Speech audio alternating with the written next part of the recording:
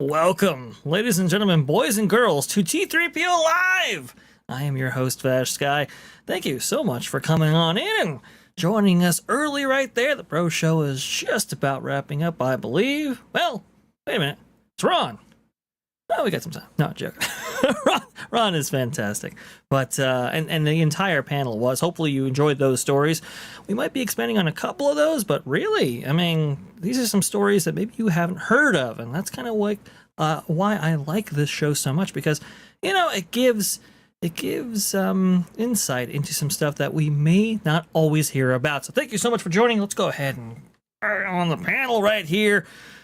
We have the one, the amazing, the Spectre with the Moster. I gotta figure something out there. Well, it's LW Ghost. I thought you were going to say the flagon with the dragon has the brew that is true, but I couldn't figure out how to make that work either. All those people are stalking me. I tell you, it's weird. The ones who came over from the Pro Show. weird, very strange indeed. But I see a lot of great people in the chat right there, like Juliet, Matt B, Ken Reinhardt, DL Fendel. Thank you so much for coming on. And thank you so much, Mont, for doing what you're doing. Tom F, for example, Juliet. Thank you very much. I appreciate all the hard work you put towards all of our channels. Lou, how you doing today? Well, I'll tell you. Started out a little slow, revved myself up, got involved with the guys over there, and now I'm ready to rock and or roll, depending on the story. Awesome. Well, we're going to be maybe not rocking and rolling, but we're going to be on fire, I believe, because our first story is breaking. Yes, well. Massive fire breaks out in Epcot at France Pavilion in Walt Disney World, adding to park's mounting safety concerns. This is by Marvin Montanaro right here. A massive fire broke out this evening behind Epcot's France Pavilion, sending thick black smoke billowing into the sky and rattling guests throughout the park. The smoke could be clearly seen from various vantage points around Epcot, and yes, not just within the theme park, folks, but outside of it, in other theme parks as well, with sirens blaring as fire trucks raced to the scene. We have an incredible amount of footage to actually go through. Lou, did you hear about the story? What were your first reactions? Unprintable. Uh, well, I told you my bad joke, and now it's out there, so I can say it, I guess. But Sure. I said, I guess those wonderful Imagineers who spent all that time researching in New Orleans for Tiana's somehow confused France with New Orleans and decided to try and do blackened croissants, and it didn't quite work out. But I'm glad nobody was hurt. It is very clear from what I know from my days covering the restaurant world that, there's a funny thing about compressors on walk-in coolers of this kind. They all have a belt, like your fan belt on your car. And like your fan belt on your car, if it starts slipping, if it starts wearing out, there is friction, and friction causes fire. Right. So one more case of maintenance deferred is a costly mistake.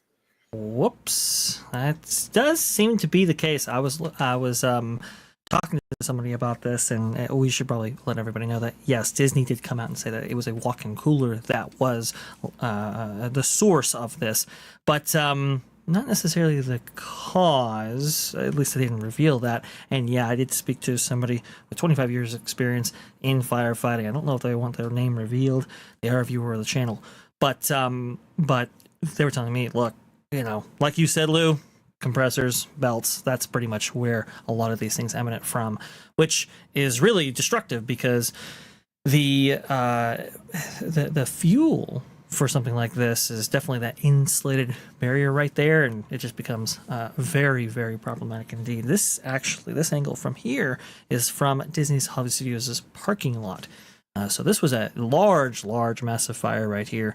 Many people could actually see it. Here you go. This is the one that you can clearly see the flames back there. And who are all these people in the foreground? Because they're obviously not guests. That's backstage. Right. So they did evacuate Ratatouille's adventure, I believe. Oh, that's explaining it. Okay. So that's but I just don't see too many Disnoids aiming them or supervising them. They just seem like they're wandering around that parking lot behind the building. So yeah, I don't know. You do see. So there's a camera angle right here where you can kind of see a little bit more. That's obviously by WSVN News here 7. You can see this is Ratatouille's adventure, the entrance to it, and then right backstage, this is all everybody. You can see some cast members walking through there, actually people with the chef's uniforms and so forth, or costumes. And I believe on some of these angles, you can actually see the direction going on. But yeah, it was, to be honest, it was a little... They weren't necessarily prepared for something like this. Yeah, so, you would think you would rehearse things like evacuating a ride, especially with the safety concern. But, well, you would think somebody who can speak to us, I'm sure, can speak to this somewhat. Sorry, that's what I was trying to say. Erica from Erica and Ruff. Erica, hello there. Thank you so much. Hot time in the old town at your neck of the woods too, I take it. But anyway, welcome. Glad to be here. And here's a connection. Talk about 6 degrees of Erica over in Germany. The great movie is Paris Burning, about the occupation of Paris by certain people of a Teutonic persuasion way back when. But by golly, for a moment there it was. And, indeed. Erica, your thoughts on all of this? What was the cause? Do they know yet? So the cause was not revealed, but the source was. Apparently, it was a walk-in cooler located backstage behind the France Pavilion. And the only thing that can light a walk-in cooler on fire is the belt on the compressor getting worn and causing friction, and therefore causing a heat and a spark. And a lot of stuff otherwise in that machine is very, very flammable, as Vash was just saying. His expert on fires was telling us. That stuff is basically all petroleum-based, and it's the foam insulation inside these things. And it's not supposed to get hot. It's supposed to stay cold. But when you have a belt that maybe somebody should have looked at in the last 6 months and said, we need a new one, guys. This one's wearing out. but somehow that never happened, I guess. I mean, we're jumping the gun a little, and I appreciate that, but doesn't seem to be any other logical explanation for why this happens. And the answer, Oh, it's considering how much maintenance deferral and incompetence we've seen elsewhere, like with the land, with the sewage leak mhm. causing the ceiling to collapse. And I mean, in your house, if you had a bathroom leak upstairs and it was over your front hall, wouldn't you kind of want to make sure that that front hall didn't get saturated and wasn't going to fall down on you next time you went to answer the door? Indeed. Not Disney. Apparently, they let it continue to the point where, oops, that stuff fell down. And these are penny wise, pound foolish decisions that are being made on a consistent basis. Please, Yeah, it sir. goes back to their maintenance. They're really lacking in maintenance on all levels, it seems like. At what point are they gonna, get a clue and start I'm sorry, just all this money they're putting into these so-called expansions, and the parks really need, maintenance inside and out. They Well, really, really do. I have to Okay. think that it's going to take, unfortunately, and I'm glad it hadn't happened so far, somebody, a guest getting hurt and, launching a lawsuit. And then maybe somebody will wake up to, oh, gee, we should have spent that money after all. Damn shame. And it shouldn't have Indeed. to come to that. You think that the common sense would just tell them, but I mean, that they don't have common sense, so what am I talking about? It's not too common there. That's true. Yeah, somebody who lived in the Pressler era and saw the ramifications of decisions, as firsthand as I can possibly see them. This You is need very to explain disturbing. who Paul Pressler was and what that was and all of that. Of Vash, course. people who don't know. You are right. Paul Pressler was previously the president of the Disneyland Resort during the Michael Eisner era. He was appointed, I want to say 1994, 1995, somewhere around there, and quickly started a campaign to reduce maintenance budget, increased operating income, and reduce operating expenses associated with the park. He was also a guy from retail, right? He came from the Disney stores that were very prolific at the time. So he invited a more retail attitude or component to the parks than had ever really been previously established. And with that, you got a proliferation of shops and gift shops and so forth, new restaurants, new eateries, and all of that. And unfortunately, maintenance took a really big hit. And even after his tenure as the president of Disneyland Resort, those changes were continued on even through like Cynthia Harris, for example, which was the president following Paul Pressler. Paul Pressler then went on to lead the entire parks division. That's how we got, let's say, Disney California Adventure, for example. But because of those cost-cutting, that cost-cutting attitude. Anyway, with the Cynthia Harris admin right there, that's where we lost not one but two guests for the first time ever. Not because of something the guests actually did, because of what Disney did in deferring maintenance and deferring training too. Training is a big part of it, and they were cutting back on that as well. And unfortunately, that led to some instances in which guests lost their lives. One being Big Thunder Mountain Railroad, and the other being the sailing ship Columbia. In fact, people actually on the dock waiting for it. So I've seen what happens when these decisions get made and the consequences of those. I really do hope we're not going to get to that level in which they have a come to Jesus moment kind of thing after somebody is unfortunately perished. But with so much deferred maintenance that we're seeing here, and with so many high profile incidents, one has to think, are we on that path already? And the sad part is that in theory, what should happen is whoever was in charge should get their walking papers, but they can't do that because they were just following orders.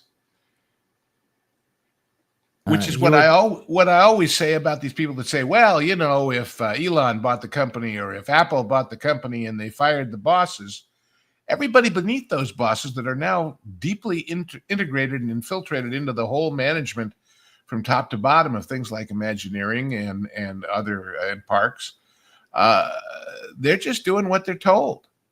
They're just doing what they're told to do. And you can't fire somebody for doing exactly what you told them to do, and without them at least coming back at you with a lawsuit, And that's the dilemma they're in. They are. And when you spend $300 million on a film like Snow White, for example, it's less money that you have for the parks division. Again, those capital expenditures, they have to be calculated, and not everybody is going to get maybe commensurate pieces of that pie. So for every single Brave New World that comes out, or Snow White, or Daredevil that doesn't really do anything regarding the streaming numbers, and it's less money for the parks, less investment towards the parks, maybe less maintenance for the parks. And what do they do to make up for those budget shortfalls for something like, Snow White? It's probably going to lose at least $200 million. Well, they cut maintenance or operating expenses associated with the parks, like entertainment and so forth, and they charge more. So it's a vicious cycle. And, I was going to say, especially when they cut what you're getting as a customer and charge you more for it. Terrible. That's and terrible. They think people will put up with that ad infinitum. Amen. And I would suggest there's a little joint up the road that's going to prove them wrong here in a couple of months. Speaking of that joint up the road, we got a story to cover with somebody who's on the panel right now. But first, before I get to that panelist who's coming on, I just want to go ahead and shout out Marty Snyder with $10. Let's go. Marty, you got the link. Let's go in the chat. Let's go and have a conversation, Marty. Come on. We love to hear from you. And also, too, Mr. Blue Sky with the 199 Pro summoned me, so here I am. Well, make it sound like a seance. His head wasn't in a glass ball when he summoned you, was it? That would be spooky. That's a fair point right there. Speaking of summoning, we got to summon one theme park wizard. Wizard, what is going on, good sir? Hello, how are you? Doing very well. Your and expression is a little blank, but welcome. it's a little. I know you have a very unique situation right now that you're going through in order to be able to talk with us on the show right now. So hey, whatever we can get you for. Lou just mentioned some competition that Disney might be facing. We all talk about Epic Universe, but apparently that same dynamic is playing out right now at Universal Studios Hollywood. Wizard, the floor is yours. What is going on over there on the West Coast? Well, quite a bit, it seems. There's, of course, the new roller coaster coming up soon. And we have the City Walk being expanded into the security bubble with and the hotels coming soon. But then there could be a big expansion down on the lower lot because they're relocating some of those buildings down there to other parts of the back lot. So those 1, 2, 3, 4, 5, 6 buildings that are right on your screen to be either 1 or 2 new lands and double the size of the lower lot in the coming future, which would be very exciting.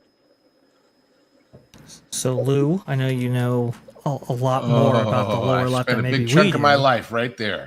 Okay, so we're talking about sound stages 20, 21, 22, 23, and sound stages, I believe, 14, 15, 16, 17, possibly getting relocated, along with new information provided by Wizard, these 2 structures beyond this area.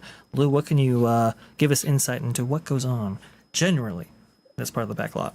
Well, you remember that in the past, it was all about backlots because it kept you from having to go to wherever it was in the world you were replicating. But now it's been stage all over Hollywood because people wanted more of them. Well, when you're going to eliminate some stages to build a theme park stuff, that tells you something about that situation, something enormous. Just to give people a sense of perspective, you see that stage in the upper left-hand corner, stage 14, that had the little purple house on it. Mm-hmm. That's where American Gladiator was. So that big, huge set of all those trampolines and balance bars and whatever was inside there. That's also the stage on which I was involved in shooting part of the Hindenburg with all the models and things. And then Technicolor was back there in those buildings to the left. Well, those were the days. God, they're changing that old gang of mine, as the saying goes. And over there where it says Base Camp Kitchen, that used to be transportation. You'd drive by there all the time on the tour and see Columbo's car and a lot of other things from that era. Man, wild stuff. So this is kind of a roughly James Stewart Avenue. Now, Wizard, will stage 14 be impacted by this, do you think? Oh, no, that one will stay. As far as I know. Yeah, it'll stay because there aren't that many huge ones in town. Yeah. They've got two. That one and 20, I forget what the other one is, down below to the left, which is where the interior of the Hindenburg was. I spent a lot of time on that set. They also had the entire, that whole inside the gas bag, which of course isn't full of gas, but full of bags with gas. Mm-hmm. And all that scaffolding and wires and what have you inside that other stage. And the crews called in OSHA because they thought it wasn't safe. Mm. And the OSHA guy shows up and he walks into the stage and looks up at it and says, well, let's look at this. And almost on cue, the whole thing fell down. Oh, it was spooky, I got to tell you. Yes. Kind of. Some people thought maybe it wasn't exactly accidental that it happened when he was there, but it did.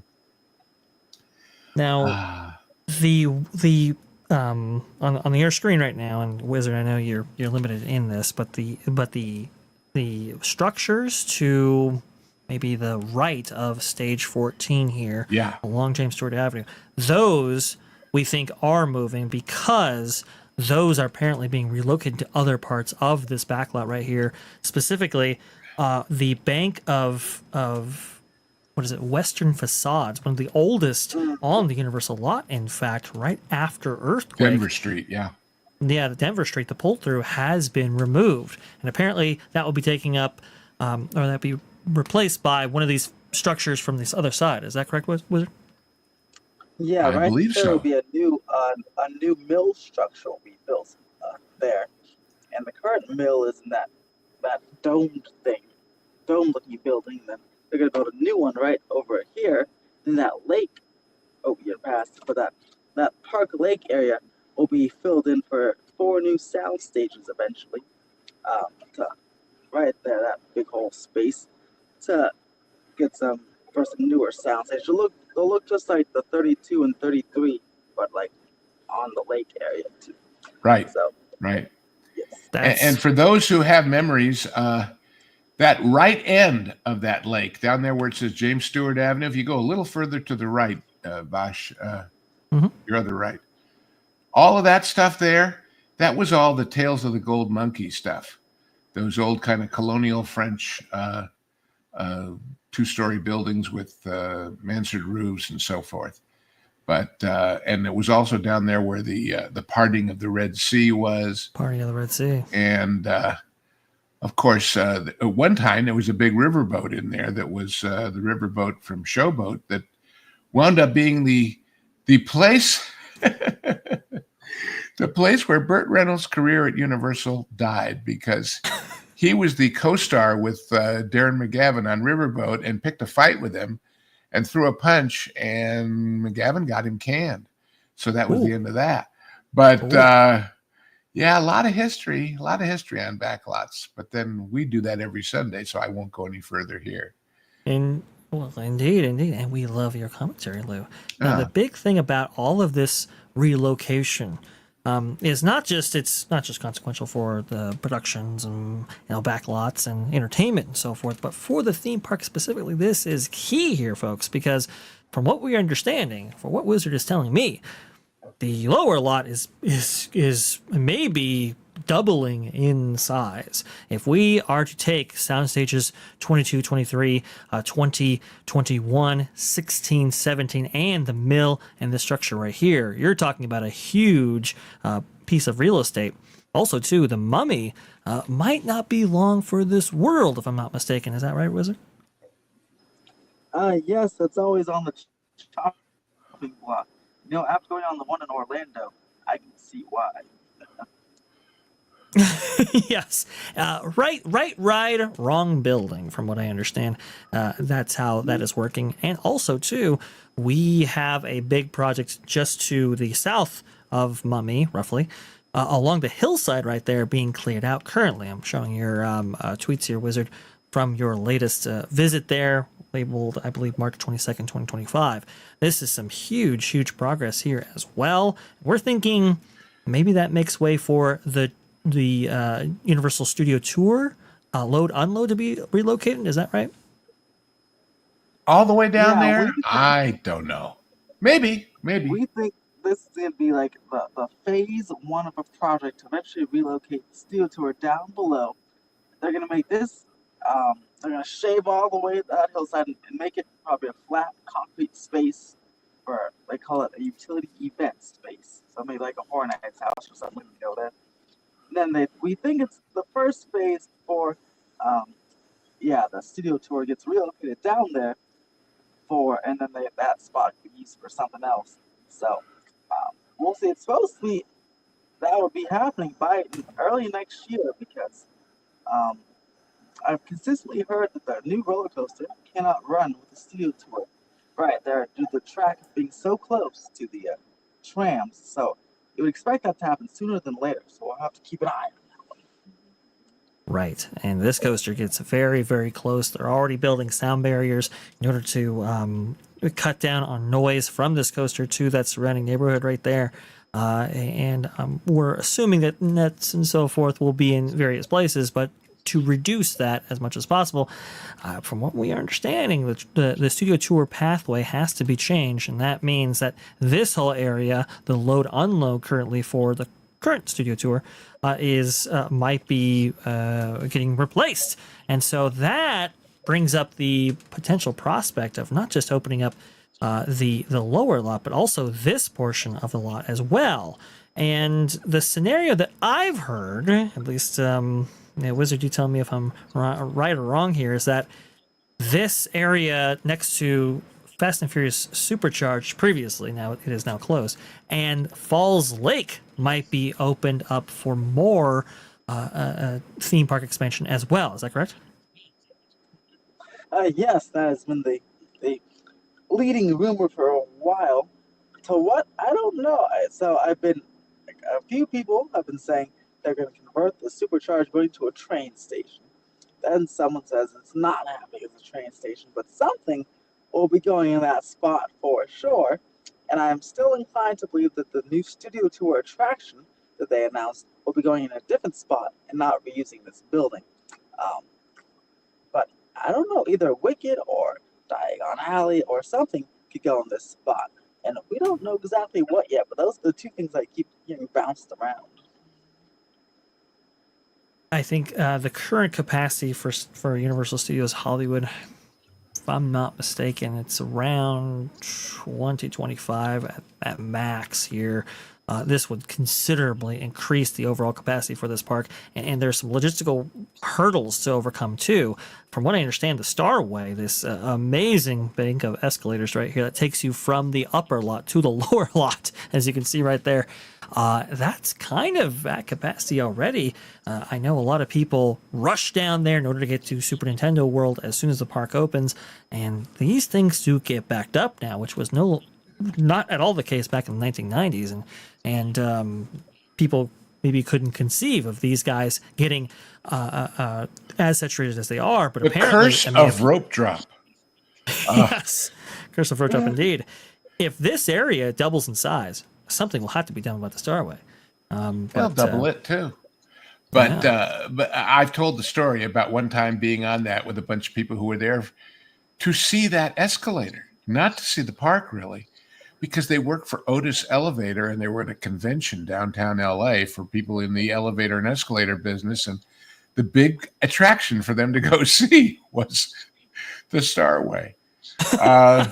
You got to remember, folks, in fact, Vash, just zoom straight back a ways till we get outside the studio boundaries, so to speak.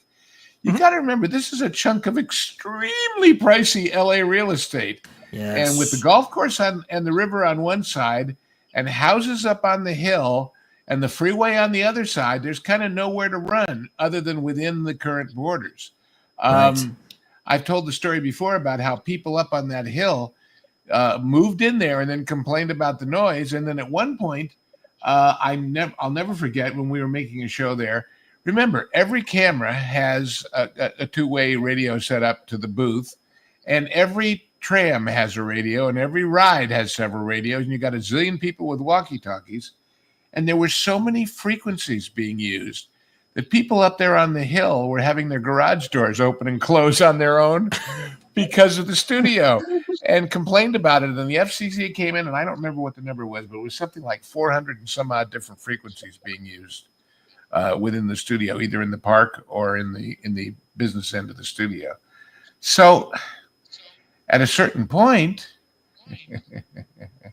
something's got to give. And they can't buy any more land because you can't afford that land. In fact, when MCA bought the studio from Decca, they talked about giving some of it up as real estate. And indeed, that happened in Culver City when MGM ended. Right. A couple of the big backlots there that used to be full of all kinds of international false fronts turned into condos.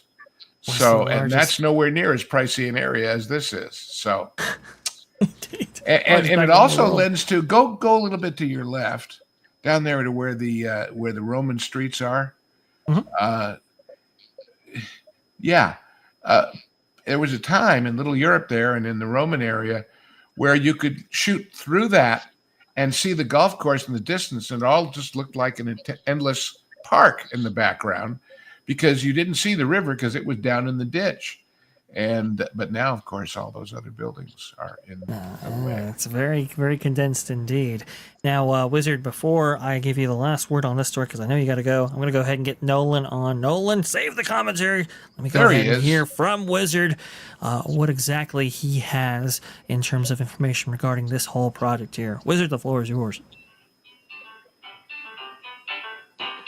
If you're there. Is that a CNC? Okay, so, what? We just heard some sounds in the background. It's okay. You're all good. Oh yeah, I was wondering if you had it sound like a ringtone or something. Okay. But yeah, so we got this particular area. Not sure what plans are for here, but we got, those are the new sound stages to the right hand side there, the newest ones, those 8 ones over there, which is clearing the way for those older ones to be demolished. And then, but yeah, Fan Fest nights will be used in the courthouse square over there, that'll be pretty nice. But other than that, yeah, we got some big plans for the hopefully. And I'm hearing they want to start on whatever the next thing is. They're going to start on it before the coasters open.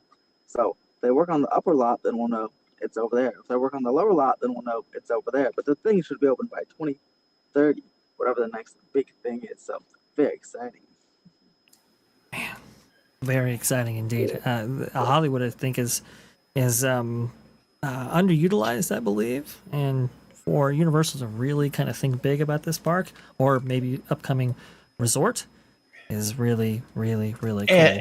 And remember the little discovery we made in that announcement that they've officially appointed a chief operating officer for, quote, the Pacific Rim, which is all the Asian parks and Hollywood, all under one management structure. That's revolutionary.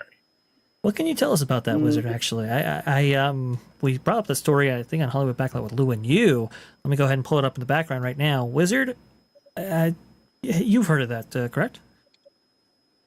Oh, I think I have. It's been a while, but I think it kind of slipped by. They were announcing executives, and executives come and go, but then you read the fine print, and it says Pacific Rim, including Hollywood. Some guy from the Chinese part. Pretty cool. Yeah. See, and that's good because they can bring some of that over. Just like Orlando's team was here last year, looking at our city walk before all the changes were happening. They're like investigating our city walk, and actually they're here in 2023 for There we superintendent go. role and city walk. So yeah, I think they're really bringing in some cool people to go ahead and really lead the transformation of the park. And if you look at just the general like Universal Studios Hollywood jobs, they're hiring lots of project managers and construction people and hospitality. So you know, I think a major announcement hopefully will be on the way soon because you see all the little things, puzzle pieces going up to like one massive grand announcement. And Mark Woodbury, he did say Los Angeles expansion in that article. So we just wanted to see exactly what that is. It's an incredible time. It I mean, should it be really, an really is. interesting era ahead for Oh, Universal so Hollywood. good. Also, Mr. Blue Sky comes in here with another $4.99. Thank you so much, good Please sir. tell us why.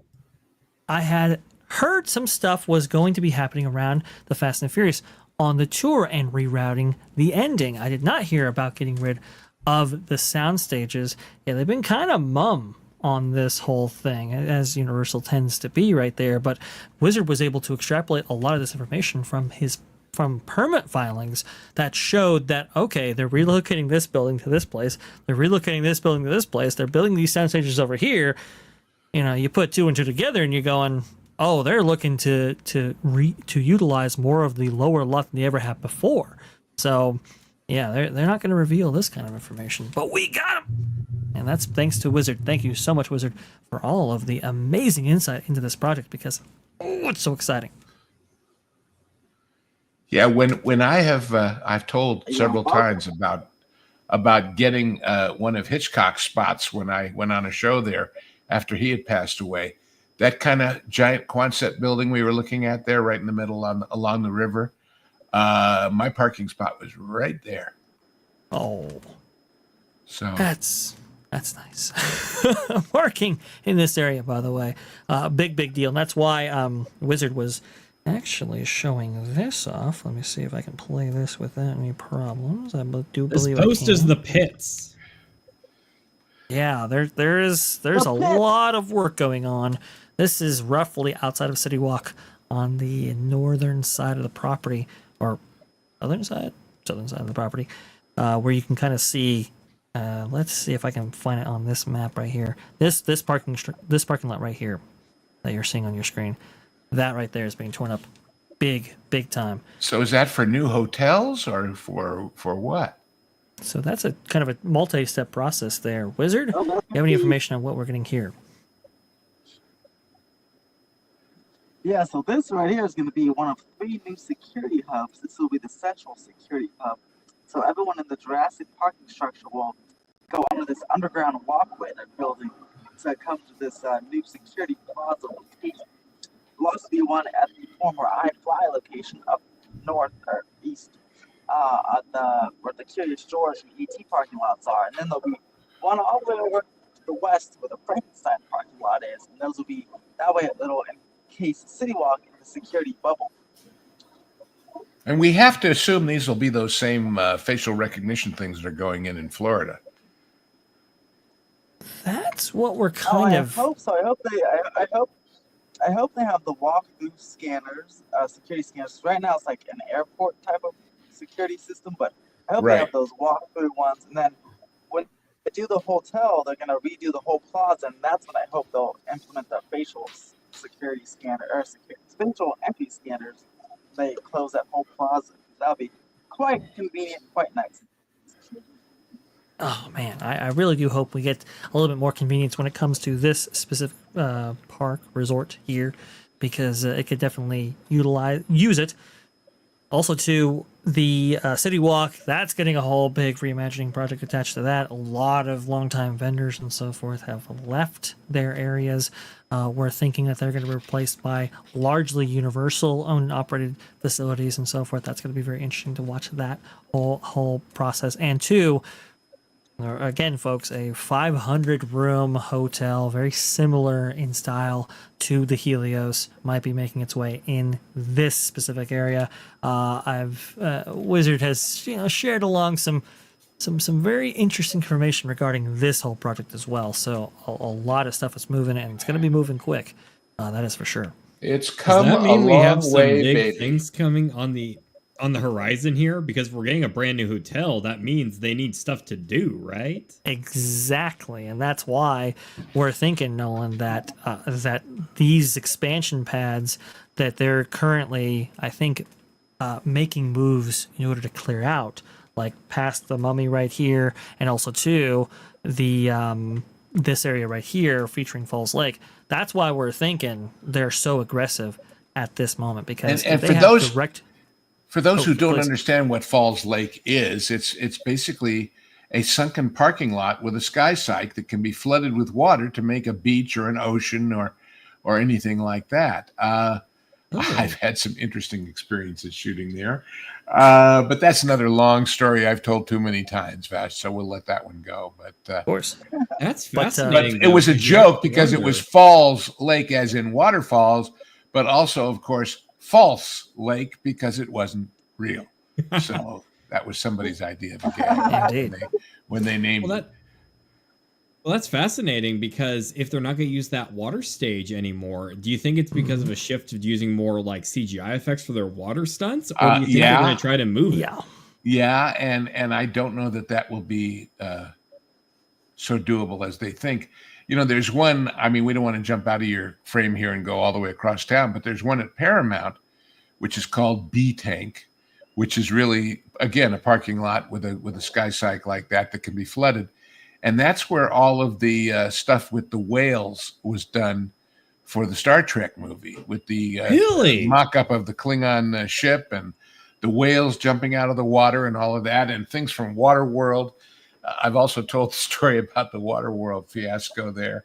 Yeah, that was an interesting night. Oh, the Waterworld fiasco. Well, fortunately, we got one of the best shows on the planet from it. So there's always a silver lining. No, I don't mean this one. I mean the real one when they made the movie over at Paramount, and somebody put a little too much oomph in a air jet to blow what was supposed to be an empty sea-doo across this lake, and it went all the way across instead of splashing into it and into a window on the third floor of an office building across the way, which didn't make the office building too happy. But and I amazed the crew, because I called it when we walked by there on the way to go to dinner when they were setting it up. I said, "That's too much," and they said, "Oh, come on, they know what they're doing." I said, "Okay, you say so. That's fine with me." But I'm scary that way. I call stuff. I freaked out cinematographers by saying, "So you're framing it here," without knowing what lens they had or anything else. And they thought I was one of these Orson Welles geniuses who knew that this lens at that distance was that frame. All I knew was he was competent, and that's where he should have framed it. So I just assumed he was doing it right. It's like that scene in Red October where he says, did he do a Crazy Ivan? If it's the bottom half of the hour, he did it to the left. And he asked him, "Did you really know?" He says, "No, but I had a 50-50 chance." And I took it. Anyway, that's some good stuff right there. With direct revenue coming in from these hotels, Universal's going to want to capitalize on that as much as possible, and I think that's going to be a new round of investment. One complements the other, so to speak. There, Nolan, and this is actually why Disney wanted their own slate of new hotels with the 2012 reimagining of Disney California Adventure. They never got that. And I know some operations managers to this day who are very upset that never actually happened. So it moves the center of gravity for tourism back into LA from Orange County to some degree. Yep. It just does. Absolutely. And when you figure Six Flags is just up the road from here, and now I see where the Dollywood people have bought Raging Waters and Castle Park. Oh. So did you see that news the other day? They bought the company that owns that. Right. And so, this regional park thing is going to become serious. It's going to become really serious. Maybe not just the entertainment capital of LA, but maybe the entertainment capital of the West. The world! Oh, so good. So good. Well, of course, as they Yeah. destroy sound stages to build theme parks in LA, they're building sound stages in Vegas and other places that have better tax structures and Right. more inexpensive real estate. So That's another component that I think is impacting this, because it's like, do you necessarily need as big of a backlot if you're not going to have as many productions in this area? That's another thing right there. Wizard, final thoughts?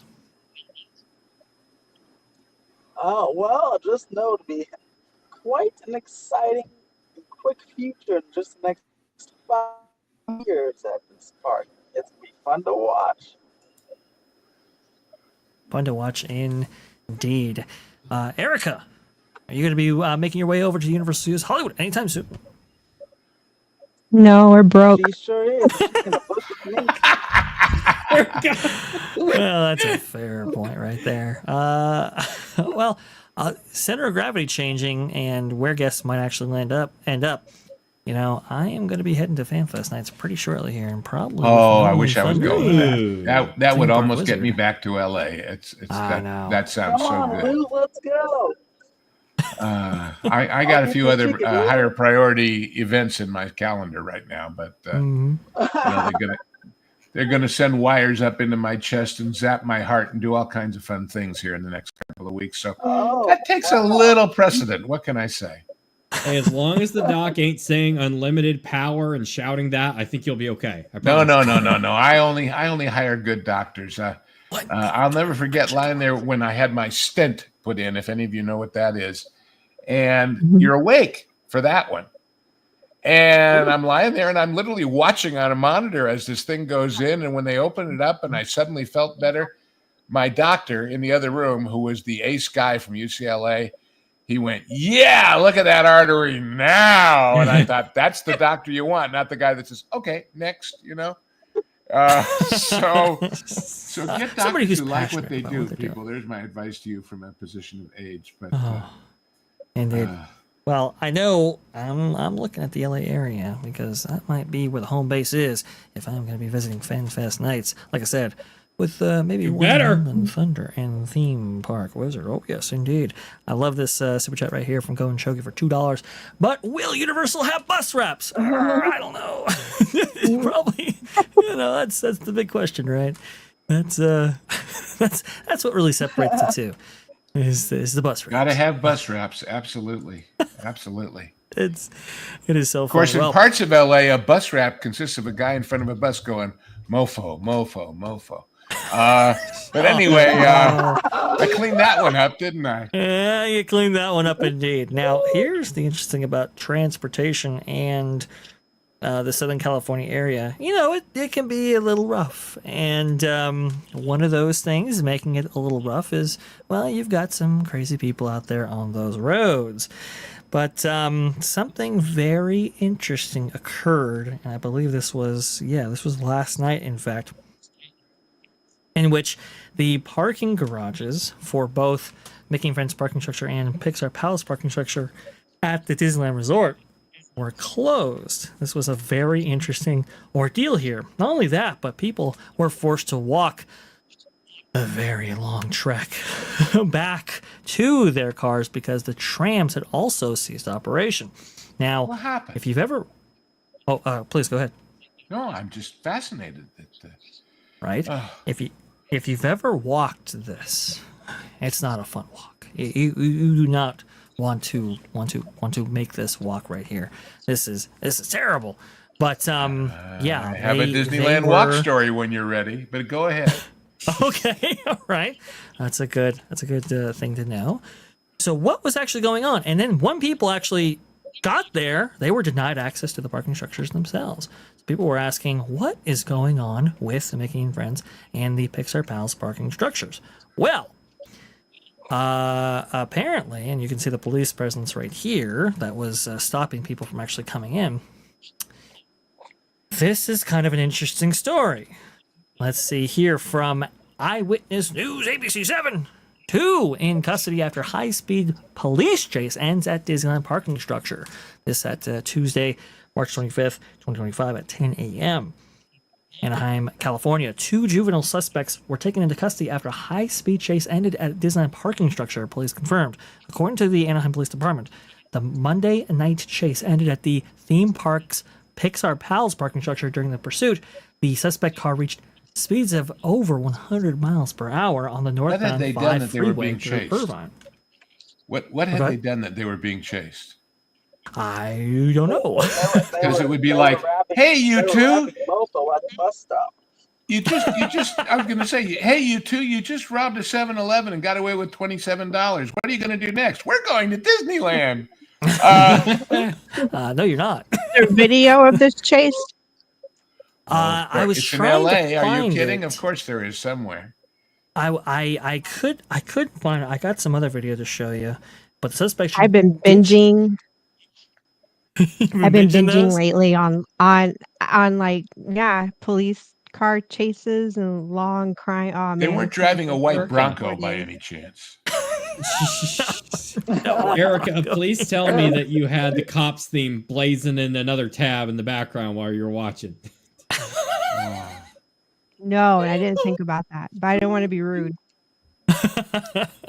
All right, so you want a Disneyland long walk story?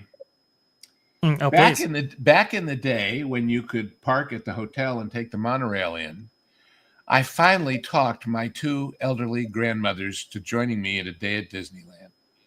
And we parked at the hotel and took the monorail so they wouldn't have to walk very far, right? We'd be right in the middle of it from the get-go.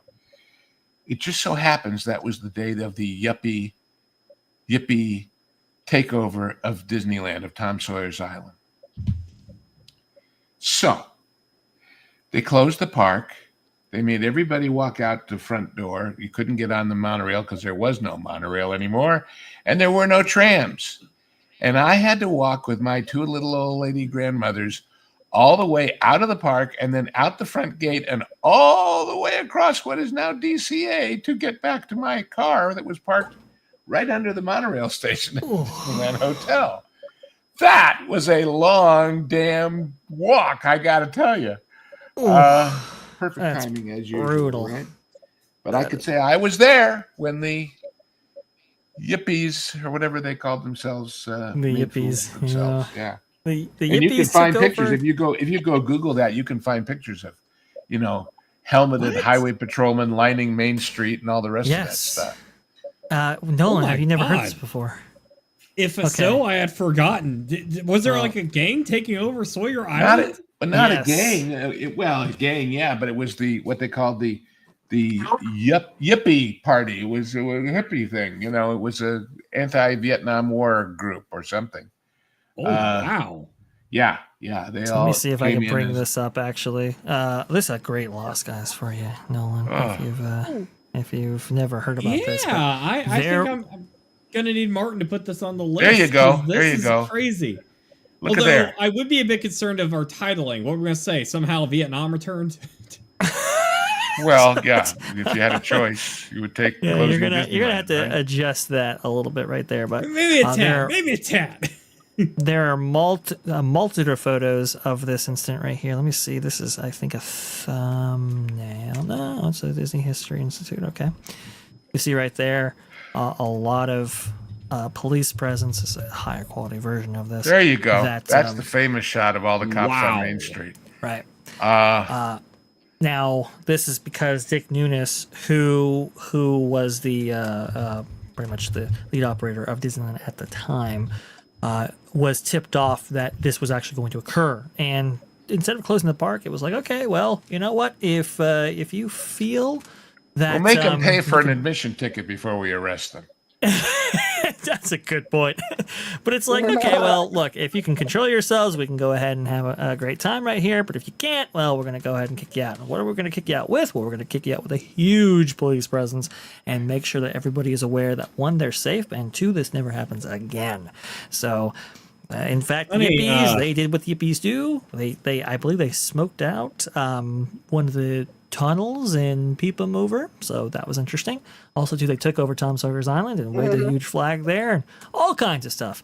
Well, and remember when you were talking about Pressler earlier in maintenance, when Dick was in charge, they used to say, "Well, everything would be fine once they worked the newness out of it."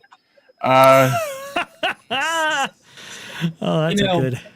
All this for a protest for Vietnam. Where was this? Of all the times there's been all the craziness over the past few years, and that time there was a loud sound that went off at Disney World, and I remember the park was being evacuated. It was actually when I was down there, my most recent trip, and just see the flocks of crowds. I know there was some prep time here, but I'm like, man, all this for that. And then these days, when we're afraid there could be some serious injuries, we can't get nothing. Well, there was a Babylon Bee story this morning that was kind of funny, and it said Elon Musk had a great idea. He decided to disguise the IRS building as a Tesla dealership in the hopes that the protesters would burn it down. No. Oh, man. That's rough right there. Well, but I have the dubious.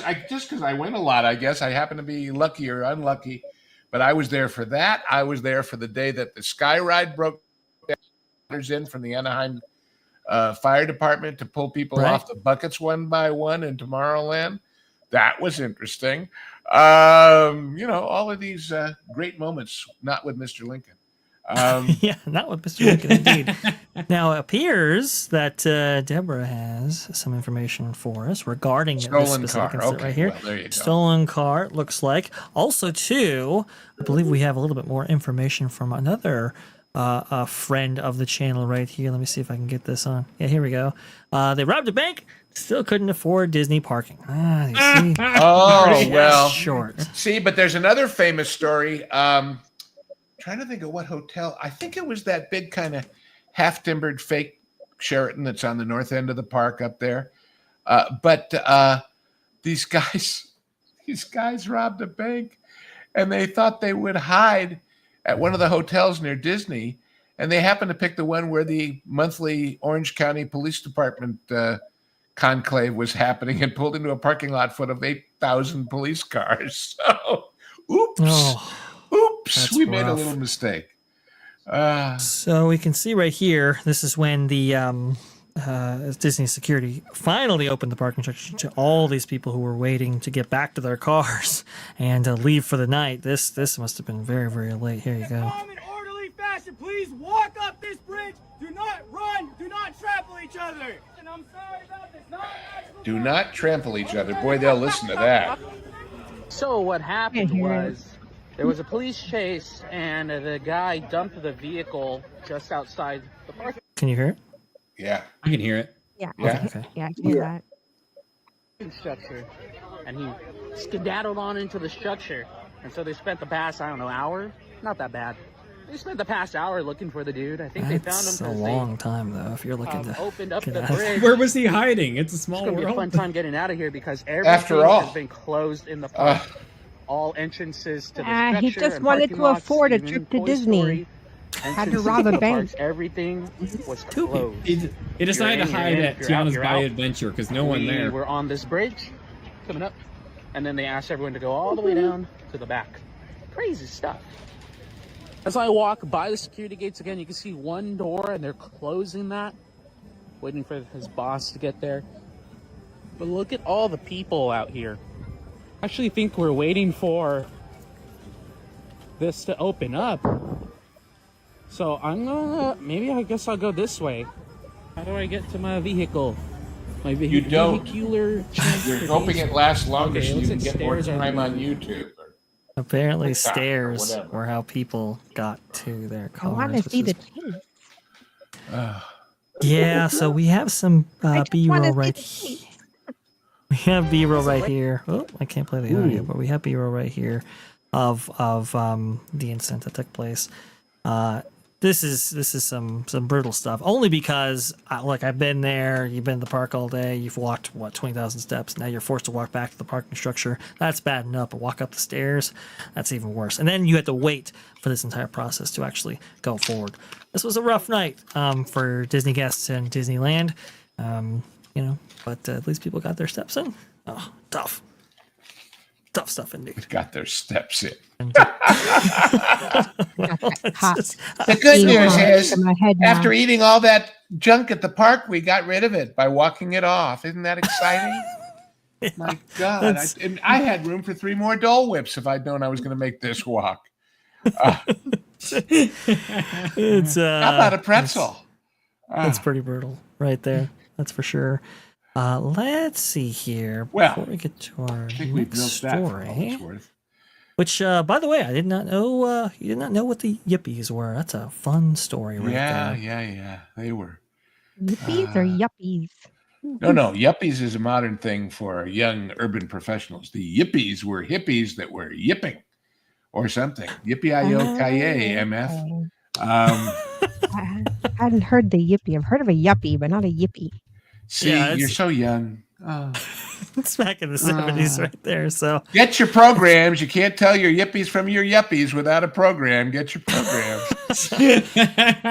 Now, Theme Park Wizard did actually visit the Disneyland Resort very recently. And guess what, folks? We have a little bit of an update on your favorite attraction. Oh, yes, the one, the only Tiana's Bayou Adventure. Oh, we just get off the love covering screen. this You thing. can't show that on YouTube. Oh, yeah. Yeah, I wish we couldn't. But What's happening up there on The the look bus? on her face. yeah, she's really enthusiastic about Too many hurricanes, kid. Too many hurricanes. When you have that blank look on your face in New Orleans, that's the answer. Too damn many hurricanes. Exactly. For those who don't know, that's a happened drink. this. Yeah. Like, So It's a drink, not a weather disturbance I'm talking about.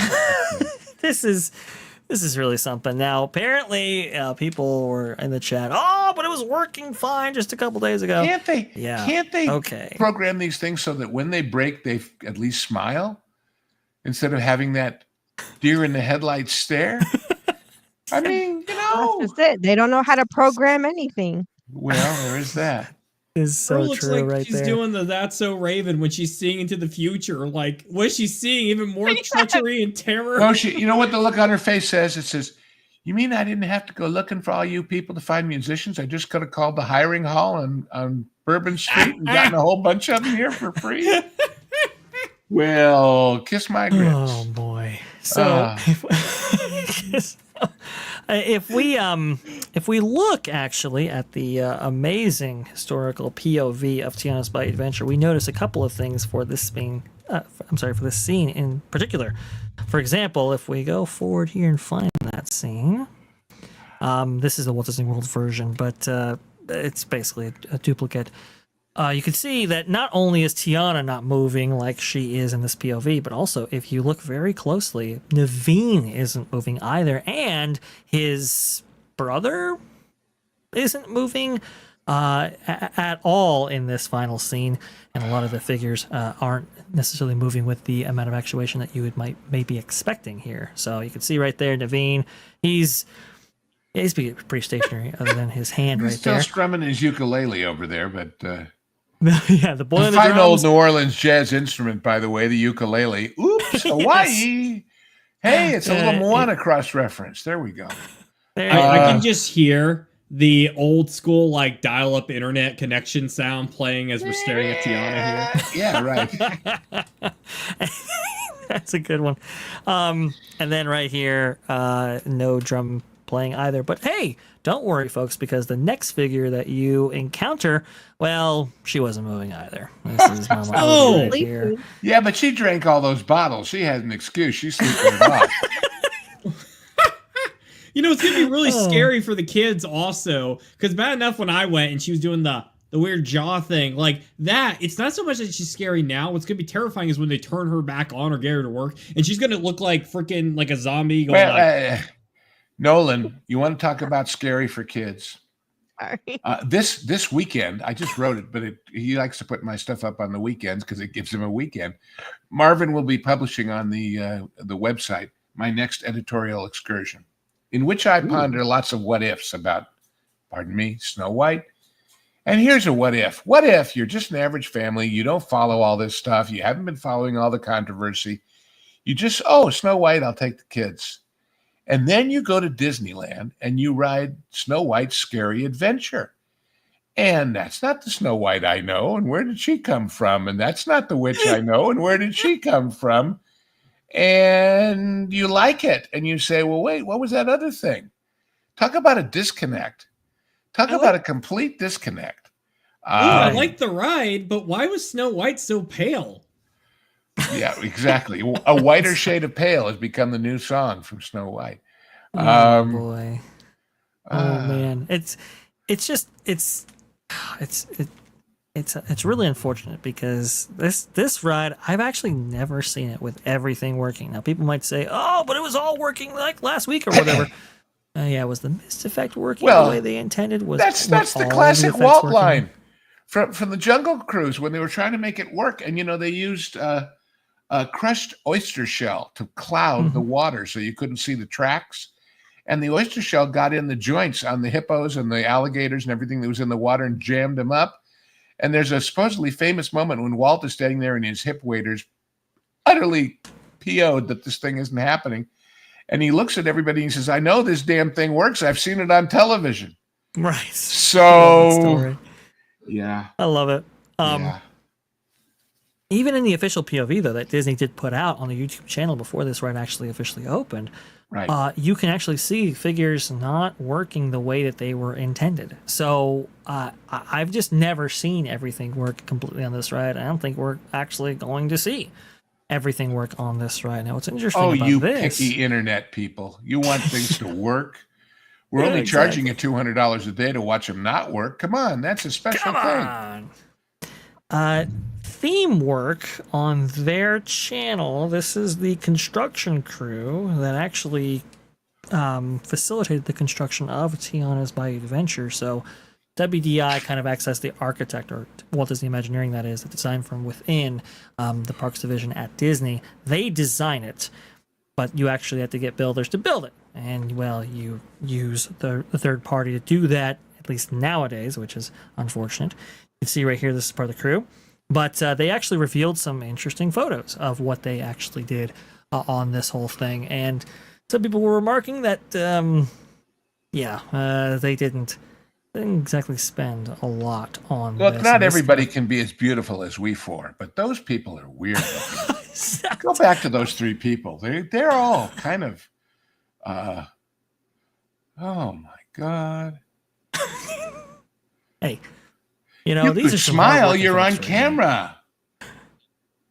Mike Hai Shea. That sounds like you would think martial artist somehow. Yeah, I don't know. But in terms of the work, though, a lot of people were remarking that it's kind of done on the cheap, because when you see this place lit up, so much of the amazing detail that was part of Splash Mountain was just stripped away, and unfortunately, in its place, we get, I don't know, things that are far more bland and not a lot of it. So that's really unfortunate about this attraction. So just want to go ahead and bring that up. It's I don't know if we'll ever see a fully functioning Tiana's Bayou Adventure. I hope we do, because we're going to be living with this thing for the next probably 40 years. So it's not going to make it that long. They'll turn it into a hotel before then. I can only hope. with any luck, if you'd like to see a hotel with these views that works, go to the Bass Pro Shop Pyramid in Memphis. Seriously, go take a look at the pictures of that. They took what was a basketball stadium in Memphis, it's this huge pyramid building, and they turned it into a Bass Pro Shop, and it's got a hotel that overlooks all the swamps and fish tanks and things of the Bass Pro Shop. Go take a look. It's gorgeous. It's just beautiful. I never thought I'd hear the words Bass Pro Shop and pyramid in the same sentence, and I really hope it connects to that recent news about the Gaza pyramids in some way. I really am holding out for that. No connection, but go take a look sometime. It's worth gandering at and going to. The restaurant on the top, although I've heard it's not as good as when I went there anymore, but you never know. But they have a restaurant up on top of the pyramid that's absolutely spectacularly good. Oh my gosh, that thing is beautiful. I'm looking at it now. Bass Pro Shop is really, really something. Yeah. I like this comment, though, by Republican Mail. Vash! They're just doing previews for Tiana's Bayou Adventure Halloween overlay. When the bayous quake and the tombstones shake, the animatronics just stand there like they're at a wake. Oh, man. Grinning Mama Odie comes out to alcoholized. uh, Oh boy. Well, if any of you have not been informed, there's a new theme park making its way to the Orlando area. no, really? It's this little thing called Epic Universe. Some people Oh, have heard it, that some thing. people haven't. That's and old news.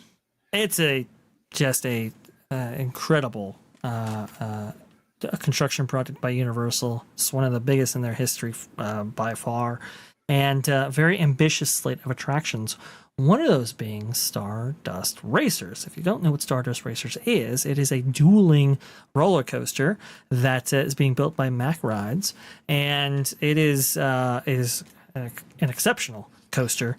But I think the largest Mack Rides coaster that they have built. This thing is huge, very ambitious, one of its kind. So, with all of that being said, there have been problems associated with it. Apparently, we got word that I believe it was. I think it's one or the other. I think it's green though, but it could be actually both. We're suffering from an issue in which they were slightly out of regulatory spec. So there is a firm that basically mandates what coasters can provide in terms of positive and negative g-forces or lateral g's, right? And how quickly those transitions can take place.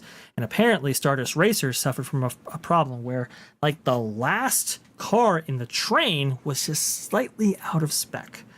So Mack Rides did considerable work in trying to work that problem out, and we first saw some work going on with this coaster with I believe BioReconstruct. He was able to take this photo in which we saw some pieces that were changed. Remember, we covered this some time ago, and we were all kind of wondering what was actually going on. Well, now we have a little bit more of the story thanks to El Toro Ryan, in fact, on Twitter, which is very, very cool. You can see right here, they did modify it somewhat. The top video that you're seeing right there is a earlier test run. The lower video taken at night, obviously, is a more recent test run, and you can see the trains did slow down just a little bit in order to overcome those issues. Now, apparently, it is still a thrilling adventure for sure, and people have been raving about it ever since these team previews have actually started, but it is something to take note on. So how did they do it? Well, there's a couple of ways to slow down a coaster. One is to, if you have a launch, decrease the speed on the launch, but you could also add in trim brakes. So you can see right here on this thumbnail of El Toro Ryan's where these trim brakes roughly are on the course of this track. It's actually directly after that top hat element that both these trains run on. You can see right here, those metal fins right there, those are the trim brakes that apparently slowed up this attraction so that it fell within spec. Apparently, Mack didn't want to do this. They were looking to avoid this, but it became, I think, a necessity at some point. Now, here's the problem with that. With a reduction in speed, that also reduces momentum to carry you through the track in certain elements. And unfortunately, on a recent test run, this was maybe a couple of weeks ago, it did valley, which is a really, it doesn't have enough momentum to go back up again after it gets to the bottom. We're trying to keep this non-inside baseball for everybody. That's a good point right there. Yikes. There was not enough momentum to carry that train through. Now, this was kind of a big problem right there because you have some pretty large inclines on both sides right there. It's right after that top hat element, and it's right before a big cresting hill there. So how do you exactly get this out? Well, unfortunately, late at night, they had to bring in a crane, and they had to hoist it out through a considerable process. Apparently, this might have been resolved, but it remains to be seen. This was quite the lengthy issue right here. And by the way, it's stuff like this that is why you'd rather fix it with the trim brakes in the right spot than in reducing the oomph of the lift to begin with, because that lift has so many other things that happen because of it, as opposed to just fixing one section of it the way you do with the trim brakes. Yeah. And you know what indeed. scares me here, guys, is knowing Universal. I think they're going to do everything they can, which, I mean, rightfully so in the first place. But unfortunately, I think they're going to push hard to get this ride, making sure, absolutely sure, it's going to be there for day one. They've been hyping it up. And this coaster's already showing a possible problematic future going ahead of it. That's happened with many rides, even some of the most beloved attractions. But are they going to perhaps rush this out when it's not really ready, unfortunately, and we have to wait, like, be even harder on this thing, and then 2 years from now we have to do a refurb, or God forbid this happens throughout its whole life? And I don't think so, really Nolan. hope they can fix it prior. And Nolan, I'll tell you why. I understand your concern, but I understand why it isn't something that concerns me. In these cast previews that have been going on, and if you want to go, Alicia Stella of Theme Park Stop has been inside twice, and her partner there went with her one day. And certain parts of the rides are just not happening yet because they're not ready. They would love to have shown those off to people. For example, they could do the entire queue of the Harry Potter ride, but not the ride itself. They could do most, like 75 or 80% of the stuff in Monsters Unchained, and they were thrilled by it. But the parts that don't work, they don't show off until they're working. And I think Universal knows how much is riding on all this enough that when it's ready, it'll be ready. And when they let it go, they'll let it go. And until then, they won't. I'm sure they're not too thrilled with the Mac people for having basically sold them something. Oh, yeah, everything's going to be fine. And it isn't. But also everybody knows this is kind of the way things sometimes happen in this business. And I think they'll fix it. I think they'll fix it. I just do. Yeah, Top Thrill too. Come on, no, I heard that. He's going to do better than that one, at least. I think it is. I think they will fix it. Now, these coasters, people might be asking, well, wait a minute. Why have them empty in this way? Why test them in this fashion? They have to. They have to test them, I believe, 3 or 4 times before any one of these cars can actually be used. So they have to go to the track several times in order to be used for the entire day. Also, too, their morning tests and all kinds of stuff in order to ensure the operation of this coaster. Now, you can't. I can recommend to you all a wonderful movie that we of the genre guys handled several weeks ago called Roller Coaster, which, although it's a fiction, goes into this process of how every track is walked every single day and everything is checked every single day for just this reason, because you're outdoors, you're in the elements, stuff happens, So, and indeed, in the movie Roller Coaster, which is about a sicko bomber trying to blackmail theme parks by making their roller coasters explode, it doesn't take a big bump to hurt one of these things and to kill people. He just blows tiny little pieces of the track out, but because of the momentum at which the train is going, when it hits that spot, disaster can happen, and they know that. They know that. Right. Mac's been around forever, and they know their business. They may not be the best or the worst. Everybody's got their own opinions, but they'll fix this. They'll make it work. I think so. We just have to ensure that the warning testing doesn't get caught up like in this specific incident right here, because it would be horrible. It would be tragic not to be able to go on this coaster. By the way, nobody was on it when this happened. No, they didn't have to pull people off. So, Yeah. They didn't have to evacuate anybody. Nobody was stuck there for long periods of time. But you just got to wonder. It's like, oh, man. Not so good. It's opposed to people being evacuated from Tiana over a period of hours in thunderstorms and all the rest of that stuff. So, unlike Tiana, this, with a full train of guests, you'll have much more momentum going through this. I don't think you'll ever be stopped. Yeah. But it is interesting. Now, they did make a modification, it looks like, to prevent this from happening again.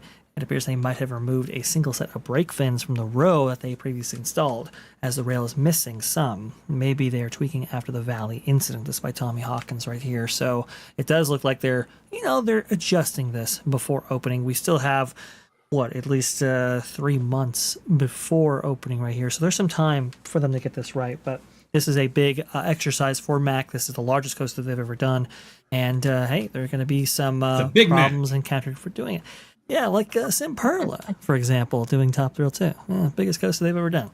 Where have we heard that? And remember, they're not in business to sell one. This is their hallmark for selling coasters to people all over the world. So they understand you can only lose your reputation once, and this is not going to be that once if there's anything they can do about it. So there you go. Erica, your thoughts? And well, they're German, and they are very meticulous and particular about perfecting their engineering. Although one of the Germans' pitfalls is they tend to over-engineer too. True. Because they try to be so perfect on everything. It's also kind of to their detriment. But one thing is, the difference between this and, let's say, Disney is that they're going to be on top of it like white on rice to make sure that it is going to run and run properly. Between Mac and the maintenance people, there's not going to be any slacking. And I think that's the difference we have to remember here. Once it's going and they get all the quirks tweaked, I think it's going to be up there with Velocicoaster. It already is getting ratings up there with Velocicoaster, just depending on who you talk to. Wait a minute. Did you say it's going to be like Weiss und Reis?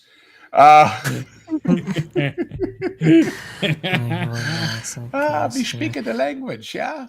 Anyway. Unlike Velocicoaster, this does have like onboard music, onboard audio, onboard lighting effects, and so forth. And which I guess flux capacitors in the back of every train. So flux capacitors in the back. Oh, it's so cool. I love it, and I cannot wait to ride this coaster myself. But just know, sometimes you take big swings, take big gambles. Sometimes it works out, sometimes it doesn't. Like Rip Ride Rocket, for example, that didn't work out at all long term. I think this though will be different. We'll see on this one.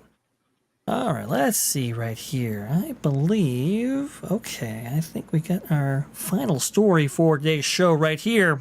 This one's a very kind of interesting one because, well, Disneyland, it's an interesting time for Disneyland Resort right now. You have the upcoming 70th anniversary, in which they've now very much discounted tickets to an insane degree, which is very interesting. But in the lead up to the 70th anniversary, you have a lot of entertainment options being moved around, shifted around in order to make way for that. I know Marty just put it in the chat actually right now that Avengers Assemble, one of the big stunt shows in Avengers Campus, is closing, which is unfortunate, but we're getting paid night, but we're also losing a daytime parade. It's a mess. It's very, very bizarre. And what's interesting too is that not only are there big changes in entertainment, but just the plethora of walls that people have seen over the last couple of weeks in all sectors of Disneyland Resort are just mind-boggling. This footage here from Fresh Baked. I know. I was shocked to see this many walls at one time. Small World. That's a lot of walls covering that whole area right there. But again, this is from Fresh Baked, which, by the way, I think I'll actually link because we're going to be using this quite extensively during the story. But you can see even the entrance has walls. The area around the the train station on Main Street has walls all around it. You can see people are still coming, but Disney California Adventure has walls as well. The Carthay Circle theater or restaurant, for example, that's all covered behind scaffolding and walls. I mean, what is it? Golden Horseshoe.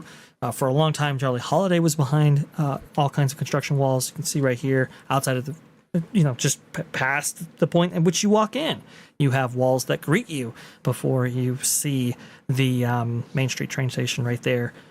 I've just never seen this many walls. And what could be at one behind time. there that needed walling off, for God's sakes? It's nothing but the grassy hill. I It's don't like know. if you want to do,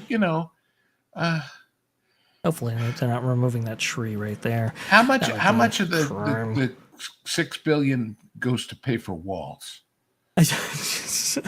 More than I would ever like to spend. You can see right here, all of It's a Small World is walled off. That's actually why it's called It's a Wall World after all. Wally World. Walcott. Sorry, folks, park's closed. The Moose out back should have told you. Yeah. It's a lot there. Also, too, a lot of attractions being closed as well for a period of time. Both the Disneyland Railroad and the monorails were both shut down. Indiana Jones Adventure is still down. That doesn't open up until April 27th, if I'm not mistaken, roughly. Well, they're in there taking plaster casts of things so they can take them to Disney World and put them in in Animal Kingdom. But anyway. It's just extraordinary. Oh, yeah. Well, look at this. The Galactic Grill, the Tomorrowland Terrace area is down right there. That's never a good sign to see because, well, we know that bands or other entertainment offerings aren't taking place in this area, which they haven't for a while, but still. It's just, this is a lot. And they are discounting tickets now, which is good, but for a while there they weren't. And what I saw on the calendar, there was no date that was less than I think $142 a day to be in this park looking like this. Guys, what do you think about all this? Nope. I think the local major construction sites around LA are missing a bet. They should be charging ticket prices. Because if people are willing to pay for all this scaffolding, maybe they would just pay to go watch them build a building. Yeah. It's a damn shame. It's just... And talk about walls. Look at how crappy that wall looks down along the bottom, and they couldn't get the colors to match. And I guess they said, well, it's rustic. It's the Wild West. Yeah, right. You're in luck. We're open. Was Disney at least, good little boys and girls and, finish their other 1,200 wall projects before starting on this wall project? Like that Red's Botanical Garden thing. Is that done yet? Do we know what's going on with that? I think you meant to say little persons, they don't do boys and girls, remember? Oh, my bad. Friends of Mickey, sorry. That's a good Friends of Mickey. there. That's right. Yep. They're all Imagineers because they imagine they'll be taller someday. Anyway. Let me see here. Bayou Country. I will go ahead and put this link in the chat right now to this specific video because I want to definitely make sure that Fresh Bake gets the kudos that he does for getting all of this. I was just talking about entertainment, and here you go. Here's the update from the Boardwalk Times on the Avengers Assemble show at Avengers Campus, now playing for its last time on April 5th. So less entertainment on that side, with a lot of walls at that park as well. I don't know. I don't know when it was acceptable for this to become like show quality standard, and it's very concerning. Please, your thoughts on all of this. It happened the point in time of which they started hiring people who didn't care. And that reflects the CEO, because he doesn't care either. Just let it become a wall. Who cares? Let's make a new attraction out of it. Watch paint dry on the wall. Nolan, you're right, but it is my standing statement, and I still hold to it, that nobody in the theme park business, in the movie business, in the TV business goes out of their way to make something bad. They all think they're making it good. The problem is hiring people who don't know good from bad. The problem is that the judgment of theirs as to what would be good is faulty because they are disconnected from reality and from audiences. And I'm sitting there saying, well, all these people were smiling that night, but if they'd known they were going to be out of a job next week or whenever it is, would they be smiling? I don't know. Also, too, there's a post by Attractions 360 on Twitter that's been making the rounds a lot. Fantasmic was OG back in the day in 2009 during Summer Night-tastic promotion. Disneyland added a giant TikTok crocodile, 2 swimming Ursula eels, which you can see right here, and That's a so full cool. body Oh my dragon. gosh. I know. Wow. These things were awesome. All those things, though, Oh, wow. no longer exist. Never saw the eels. Mhm. But, Yeah, the eels were but pretty cool. They did. the TikTok crocodile was part of the original show and never worked, and so it didn't show up very often, if I recall. I think it worked consistently enough, but unfortunately they got rid of it because, well, when they converted that scene into a scene involving Jack Sparrow for Pirates of the Caribbean, they got rid of TikTok along with that, which was really unfortunate because now that scene is back, and yet we get no TikTok. Guys, when we said get rid of TikTok, that's not what we meant. Yes. Yeah, that's a fair point. The alligator. Yeah, it's just we found a buyer for TikTok. Unfortunately, it's the float, not the online service. Right. Oh boy. I believe it. Yep, they're the eels right there. No, I never saw the eels. That's wild. Yeah, these were kind of cool because they were like jet skis. Except the music was That's Amore. Anyway. Now, I do know they had some problems because it was kind of difficult to see, especially for people performing these specific units right here. So it was a little bit dangerous, which is probably why they got rid of them eventually. But it was a really, really cool effect. And of course, Pinocchio, that's one of the things that we have lost. Now it's a projection effect. Which is unfortunate, and also too, of course, the dragon. The best part of the show. And everybody takes their own little reactions to all of this. I had dear friends from Florida who came out to see Fantasmic, and we took them. And the part where they say pachyderms? My friend after the show said, I loved it, but why did they say bag of dirt? Because that's the way he heard it, So, right. Well, I was there. So I was there for the grand opening and the press previews and all of that sort of thing, and we got to go underneath and look at all the rooms where the projections were, and the pump room that made all the fountains work, and it was pretty damn brilliant. It really, really was, and and it was dangerous. Because if you weren't standing in exactly the right spot and the stage opened up beneath you, you were going to fall a long way, and vice versa when something came up out of the ground. So, it had to be really, really, really, really, really exacting. And that's something they don't do well anymore, isn't it? That's a very good point. Instead of they don't do exacting very well. Instead of this dragon, instead of what we were seeing right here on screen right now, instead of getting that, we now get this, which is basically Maleficent, just kind of, I don't know, moving around on stage in a kind of suggestive manner. That's weird. Could you imagine if at the end of the Phantom Menace, they're just walking down the corridor, and then Qui-Gon just spontaneously combusted. You don't even get that big epic lightsaber battle at the end. They just walk on through the corridor. Everything's fine. No, it messes up the show. Like, you couldn't have done something else. This is a cop-out. It's like doing a Power Ranger fight and there's no Megazord. Like, it's half of the show. Even more than that. Back it up just a little bit, can you, Vash? Yes. To when those pyros are going, those flame pots, they're flame pots. You see the pots. As opposed to the flame on the water, which you never saw the source, and you bought as being, organically connected to the dragon.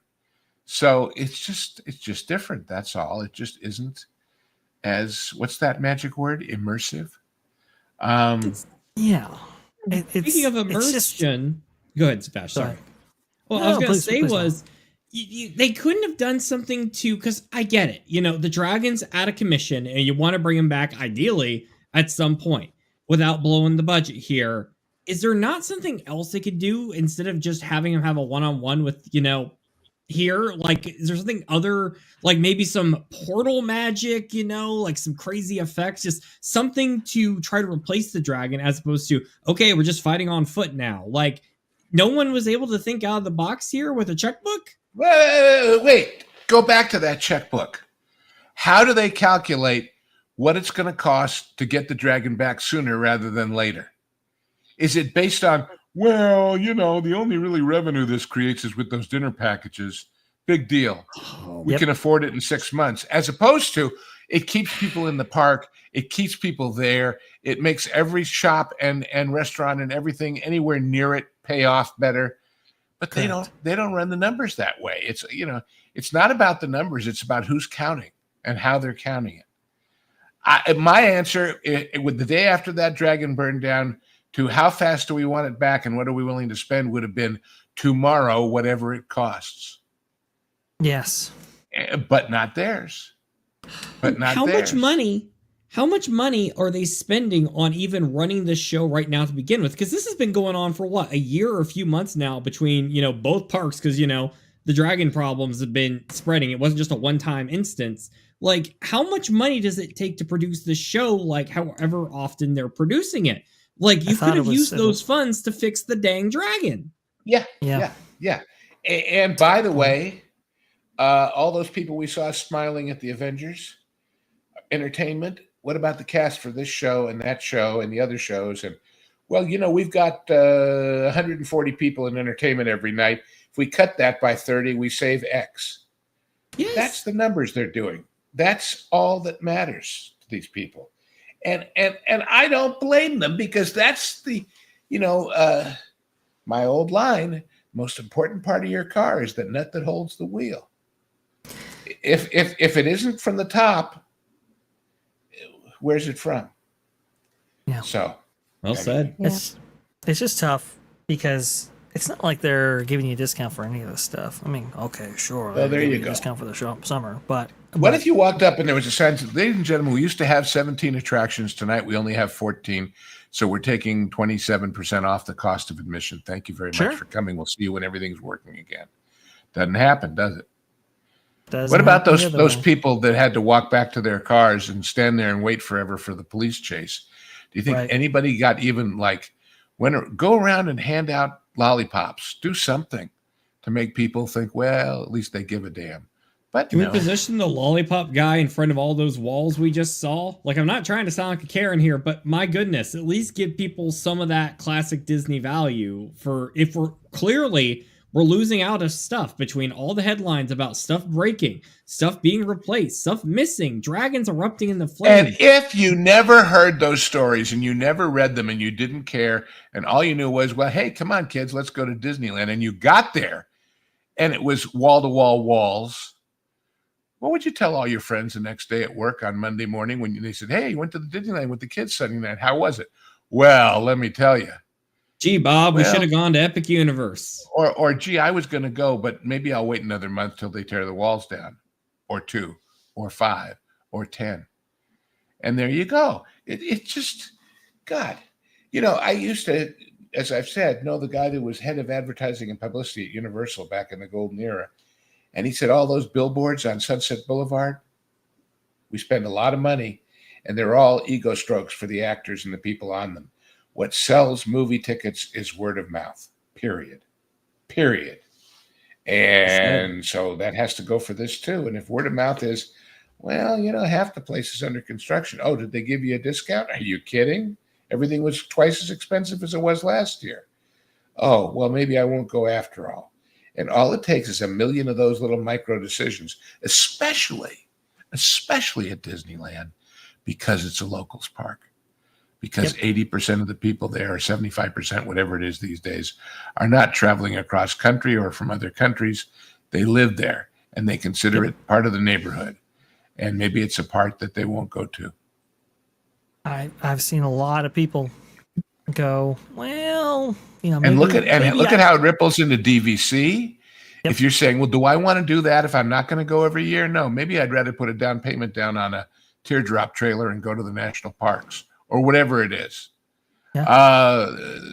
Or Dollywood or whatever. There's too much competition anymore, guys, and they're eating your lunch, and you don't seem to care, and your arrogance is palpable. Their arrogance is their downfall. As it always is, and it's really unfortunate to see. By the way, ego strokes. There you go. Here's a little ego stroke for you. Oh, Yeah. are they taking no. the Snow White poster down? Not even. Wow.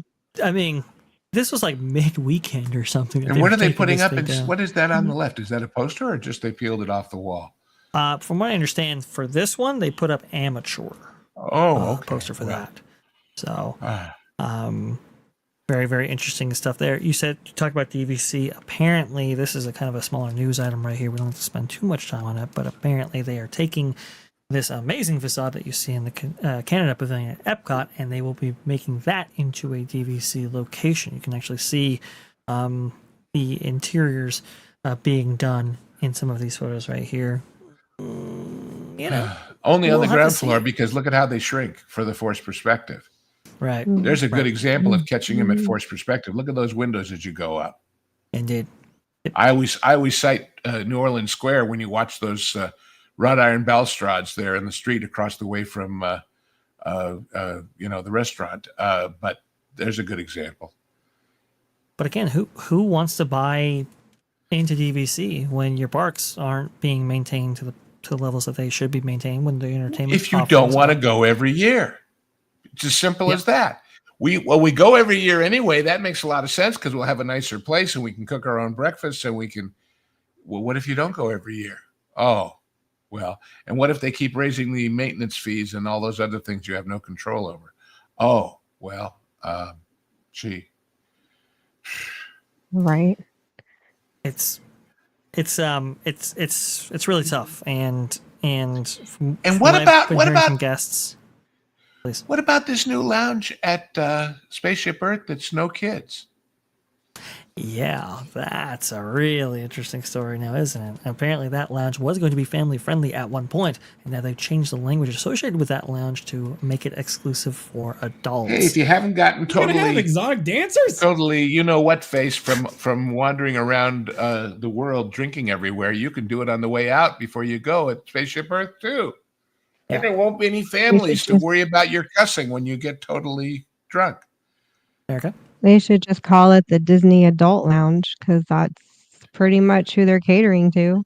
Oh, Erica, I haven't told you this story.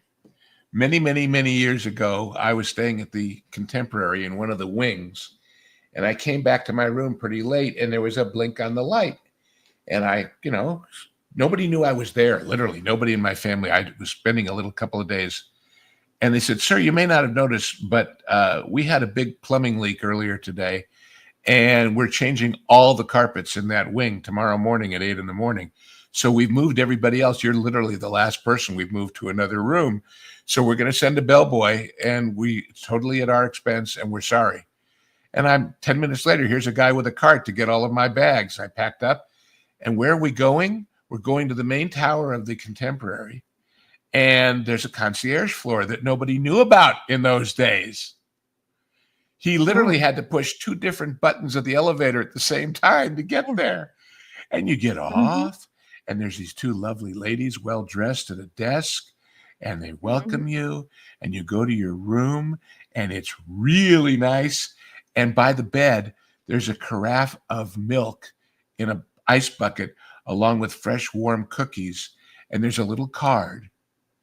And it says, when your heart is in your dreams, no request is too extreme. And I'm going, I have a dirty mind, but what are they offering?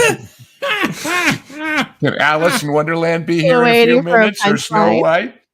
I mean, that's what it seemed like almost. Come on, Ariel. But those were the days. Indeed.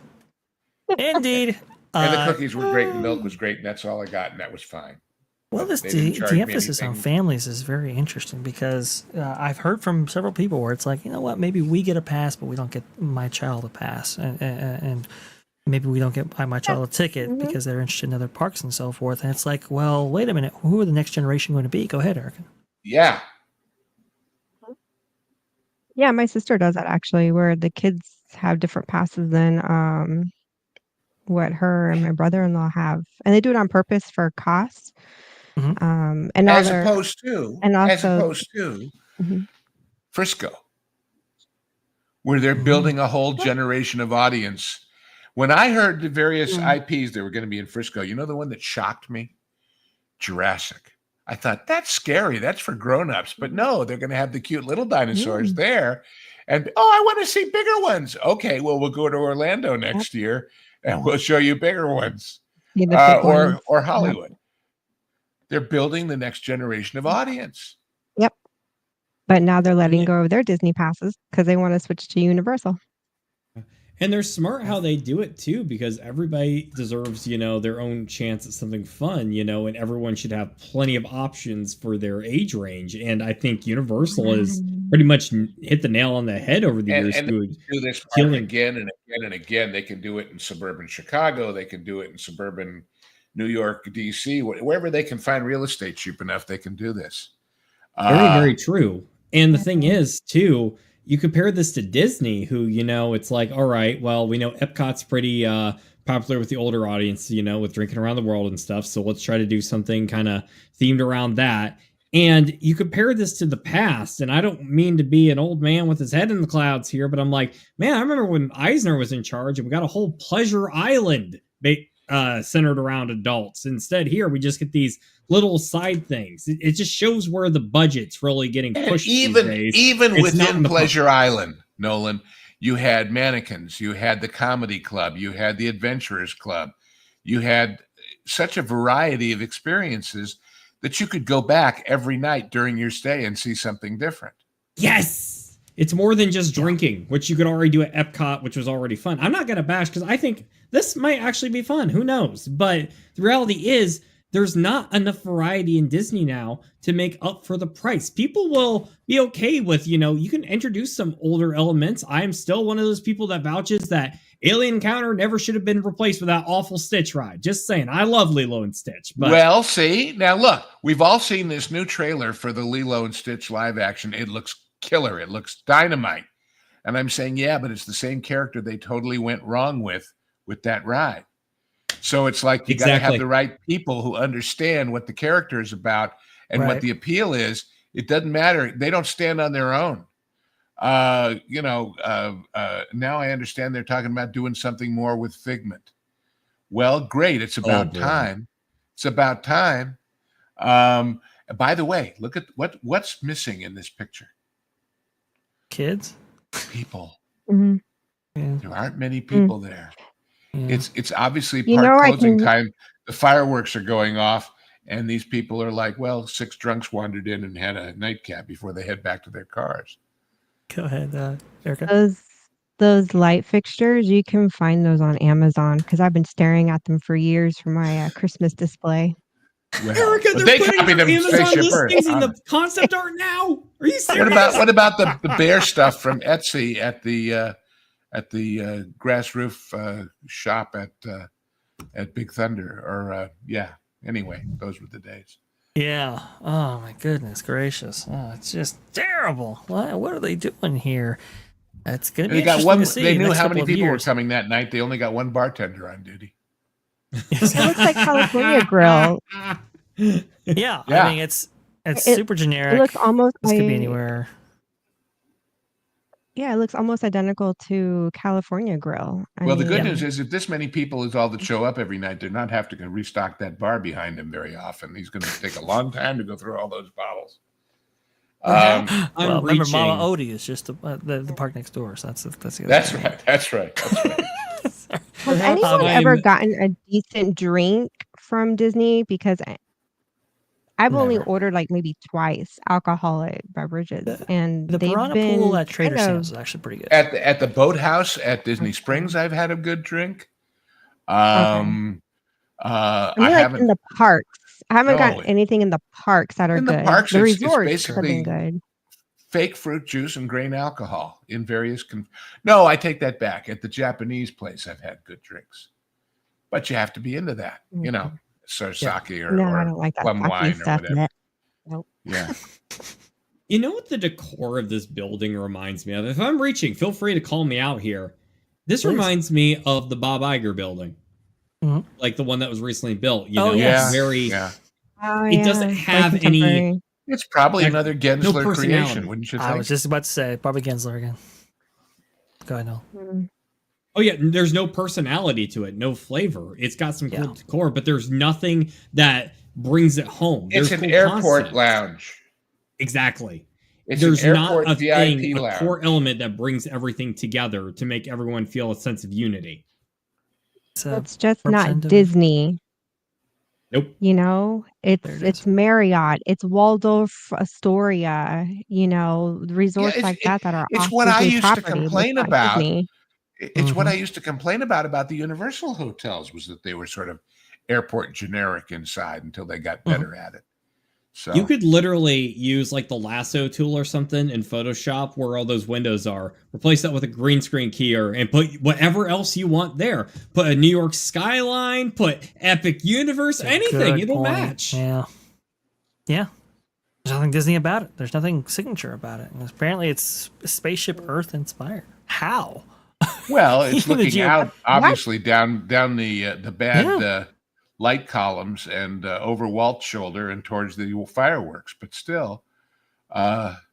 Okay, this is supposed to be inside Spaceship Earth. No. This is a. It's it's a upstairs on the spaceship- back side. It's Just a over Spaceship where Earth the World Key inspired stuff lawn. used to be. Yes. If you have a shot of Spaceship Earth from the park side, not from the front side, you can see where this is going to be. Right. Geo 82. What the hell does that mean? I mean, seriously. 82 Geo is the 82. 82 is the opening of the park, right? That's the Yes, year, well. and then Yeah. Geo for Mhm. what? Geodesic Sphere. Gensler Exactly what I Epcot was thinking. oeuvre. Oh, wow. Terrible. But I mean, can you imagine saying, well, what do we do That's now? 1982 lounge. Let's go. I know. Let's go to Geo 82. Why?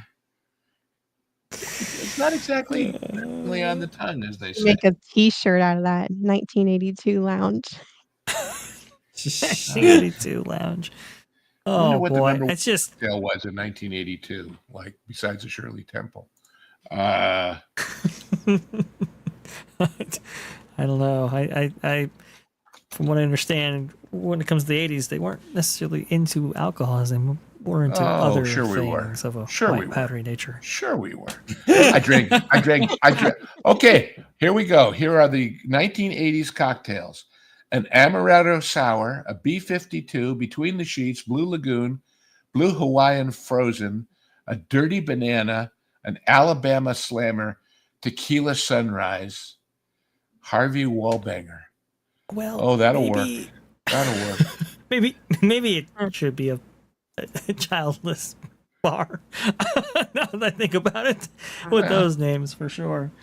Oh man, this That's is how we have children, honey. Remember, we left them home this trip, but we drank too many of those Harvey Wallbangers, and next thing you know, we had a family. Oh no! Oh boy! Remember I love those this. Disney commercials about Uh-huh. from like, was it the mid 2000s, like 2010s? They had these commercials of like the Disney souvenir, and it was a young family with a baby in a stroller. It was like a honeymoon at Disney. Not bad. That's not bad. Oh, I love that that kind of thing right Most there. magical Super place funny. on earth. Aldo's Journal comes in here with a little bit of a banger. The poster on Hollywood Boulevard above Disney's El Capitan Theater was also changed from Snow And White. did you see the picture of the Already, poster yeah. before they changed it? I put it somewhere in the back channel, Vash, of the marquee, and it's so negative and nasty and down. It's like if you saw that on the theater, would you go in? It was this picture of her with the apple with this dirty look on her face and gal with her back to her smirking, and I'm going, oh, that looks like an upbeat, happy Disney movie. Let's go see that. Oof. I Yeah. have two questions on the Snow White thing. What was the name of the theater where they did the preview back in 1937, and is it still open? The Cathay Circle, it's gone. The Carthay building Circle, is yeah. gone. That's what they copied when they built DCA. I was just gonna bring up the Carthay Circle Theater okay. because that is the building that is now the icon. One with the kind of for- mission tower, Erica. Yeah, this is. I mean, you can't There really it see is. here Well, because it's God. behind scaffolding. With, but you I can swear to see- God, that fountain looks like something out of the Pomona Fairgrounds county fairground parking area. It's It might so. But the Carthay Circle Theater was unfortunately demolished, which is really It was in a tragic. weird place, Erica. It wasn't near any shops or hotels or anything. And National General Theaters bought it and needed a headquarters buildings. There it is. So they built this ugly, terrible office building to replace it. But And I this was is- there as a kid. This is why the Carthay Circle There. Theater was chosen for Disney California Adventure, because it has such significance in Disney history, being that was the place where Snow White was premiered back in 1937. Now, what's Plus, it interesting has about that whole 1930s Hollywood right. mission style architecture Beautiful. that continues on down the street there. Yeah, Buena Vista Street for sure. And when you go inside, well, because it has such a significance to Snow White, well, now you go inside and look at that. They have the costumes on display from the film. So if you want to get away from this film, just know you can't even at a Disney park. When did Terrible. they build this? So this would have been around the time California Adventure opened, right? The time Right, it was right. It No. was there from. appeared. No, No. it was not there when it opened. What then? It's I no seem to remember Carthay it being Circle. there. No, Carthay Circle was part of the reimagining of Disney California Oh, Adventure. yeah, Remember, okay. the sun icon used to be. Oh, in this that's spot. right. They called it a Helios 2 thing, didn't they? The They- sun thing. They I have to did. ask, what year Yeah, did that's this that. open? Ballpark. This would have been 2011, 2012, somewhere around there. I can work with that math. So you mean to tell me, in the nearly 100 years or so that Snow White has existed as a movie, they couldn't have this thing without all the repair walls around it for this There's the one Helios day, thing. 1 week. They needed it. That's a really good point, actually. Yeah, So, yeah, it really is. that's, I mean, So, they yeah, already they- missed the mark anyways, because I heard chatter, which it had been on my mind for a while, but he finally came out. Someone came out and said it. That Disney should have been had released all this at the 100th anniversary yes. for the 100. Well said. That's Uh, a really and good point right They there. missed the mark there. There's Yeah. there's many things that should have been done. That sun differently. thing was always the weakest part of DCA for me. Yeah. It was like a total come down as a weenie was concerned, especially since you walked through the Pan Pacific pillars and you had the Zephyr there. And this was like, what? Who cares? Yeah, this is part of the former entrance that was Disney California Adventure, creating that postcard entrance feel to it. Oof, Yeah. terrible. Just not bad. But this is the mark of the Bob Chapek era, which, by the way, I'm sorry, not Bob Chapek era, but the Paul Purcell era, which, by the way, not so dissimilar to what we're seeing now in terms of quality of work output. But see, for I these always, from the beginning, thought that DCA got a bad rap, and the main reason was that they absolutely refused to sell park hopper tickets. Yes. And so, if people were going to come to Disneyland and go to Disneyland, the place they loved, the place they wondered about, they were curious about that thing across the way, but not if you're going to pay another $150 admission to get into it, and not go to Disneyland that day, and have to spend the night and all the rest of it. That was just a bridge too far, and it was so stupid. And now all those letters that say California are up at the fairgrounds in Sacramento. They are. So They go really figure. Oh, jeez. But this was the old entrance right here with the Golden Gate Bridge and all that, and a lot of work on those tiles, by the way. That was quite the process. Oh yeah. But And the monorail went right across there. yep, indeed, still does, but under new digs. That is for sure. One last story here before we send you all over to Mr. H, who's just about to begin right here. We want to go ahead and end this on a positive note, actually, because Disney is doing at least something right. You might remember this story. That Park Place here by Marvin Montanero. Walt Disney World ditches live manatees at the Seas Pavilion. Is Epcot getting further from Walt's original vision. This is January 15, 2025. We were very concerned about this because, well, live manatees at Epcot, that Living Seas Pavilion right there, it's a big deal. And people like to see those manatees and see the creatures on display. Well, I have some good news for you. From Walt Disney World News today, Mermaid the Manatee, now viewable to guests at the Seas at Epcot. This by Mermaid Lauren the Manatee. Shan, March 24th, 2025. Mermaid the Manatee is now out for guests to view at the Seas at Epcot. Mermaid was rescued from the Homosassa River, I believe, in February and needed critical care. She has since moved into the... Oh, wow. Please, Erica. Yeah, I'm not going to try. What was this? Yeah, I don't want to be taken off YouTube here. She has since moved into the Seas at Epcot at Disney's Animal Care Team. Works to help her regain her strength and weight before she eventually returns to the wild. Mermaid weighs approximately 525 pounds and has a split tail resembling that of a mermaid. And you can see her swimming right there. Very, very cool.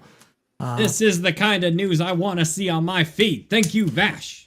Yes, indeed. We like to provide a little bit of, so they're going to take care here. of it till it's strong enough to go back in the wild, and then they won't have one again until another one washes up somewhere. They're going to become a mermaid, a manatee nursing station is the idea. I was going to bring that up, Lou, because apparently Disney's new kind of policy regarding manatees, because so many of them require critical care and they are so endangered in this area. Mm-hmm. They are saying that they're going to take on more manatees than ever, but for shorter periods of time. So that's kind of what's going on there. So hopefully this is a more of an ongoing thing They're where they so have cute. yeah, where they have more manatees and people can see them. So but it's just good that they bring back this program, because we were really fearing for a while there that they might not be bringing this manatee display at all back. So there you go. Luck, Disney. Yeah, so Homosassa has a lot of manatees. It's a natural springs in Florida. Oh. And manatees are injured a lot by boats. Yeah. So it's always been a problem in Florida. So they are highly sought out to be rescued and nurtured back to health. It's really sad because they're such gentle giants and they really are adorable. They're so cute. They're so cute. They are cute. They're big old sea cows. They just, float around and eat. That's all they do.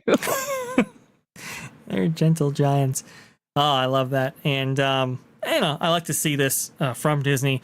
At least they're making the commitment here, because, this is not a cheap exposition for them. But, keeping the program up like this, very, very good news indeed.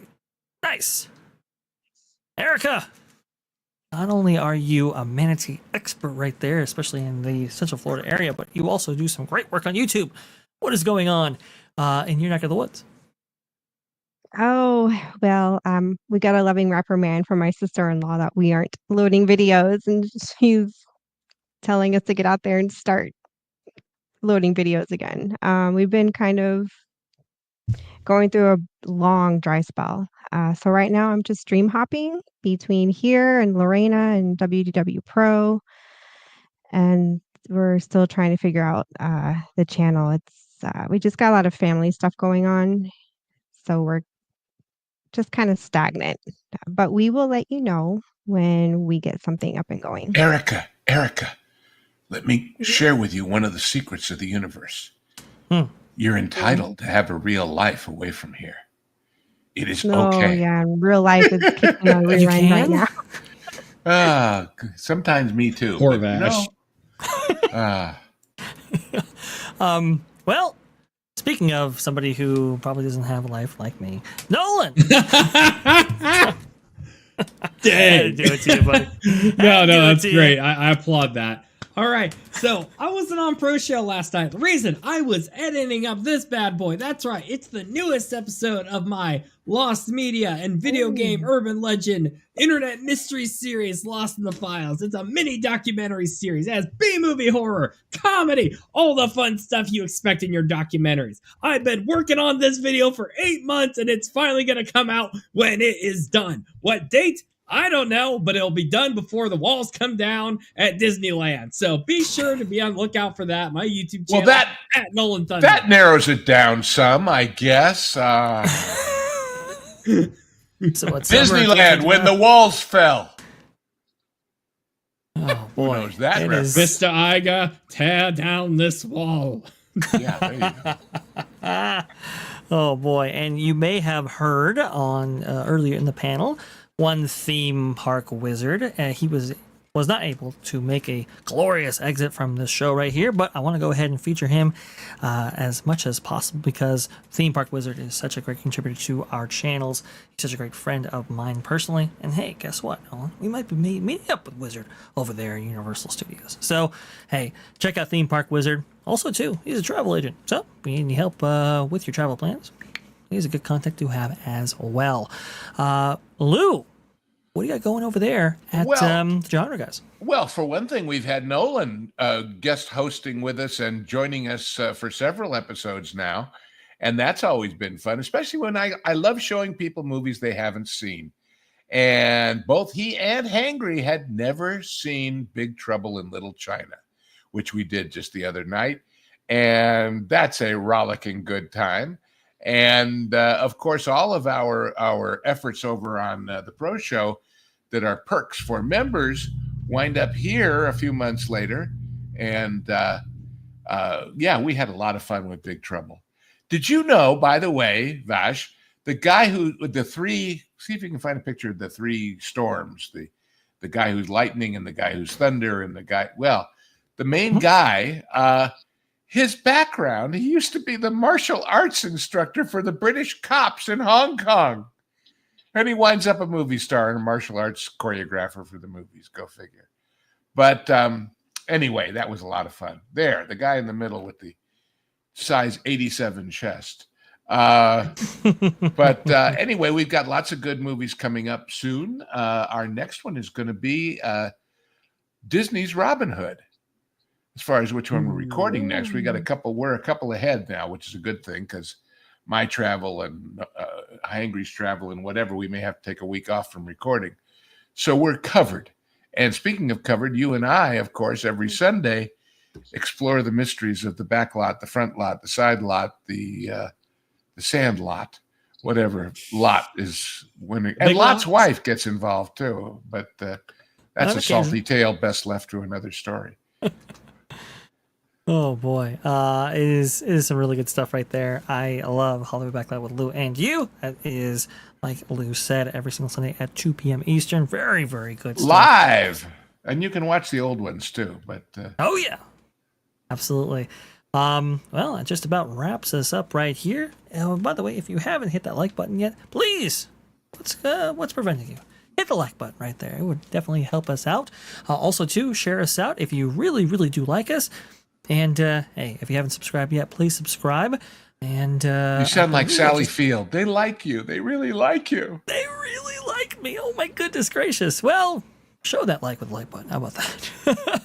Thank you so much for joining us here on T3PO Live. Hopefully you liked our range of stories right here. I tried to do something just a little bit different that was a little bit, highlighted some stories that maybe didn't get more attention on some of our other channels. So if you like that content, please, like I said, hit the like, but also leave a comment and tell us that you did like our mixture of stories, because I think that was pretty cool. Thank you so much. I want to thank Lou. I want to thank Erica. I want to thank Nolan. I want to thank everybody in the chat for joining us and interacting with us. You guys are awesome. Let's go ahead and send you on over to Mr. H. Take care, guys.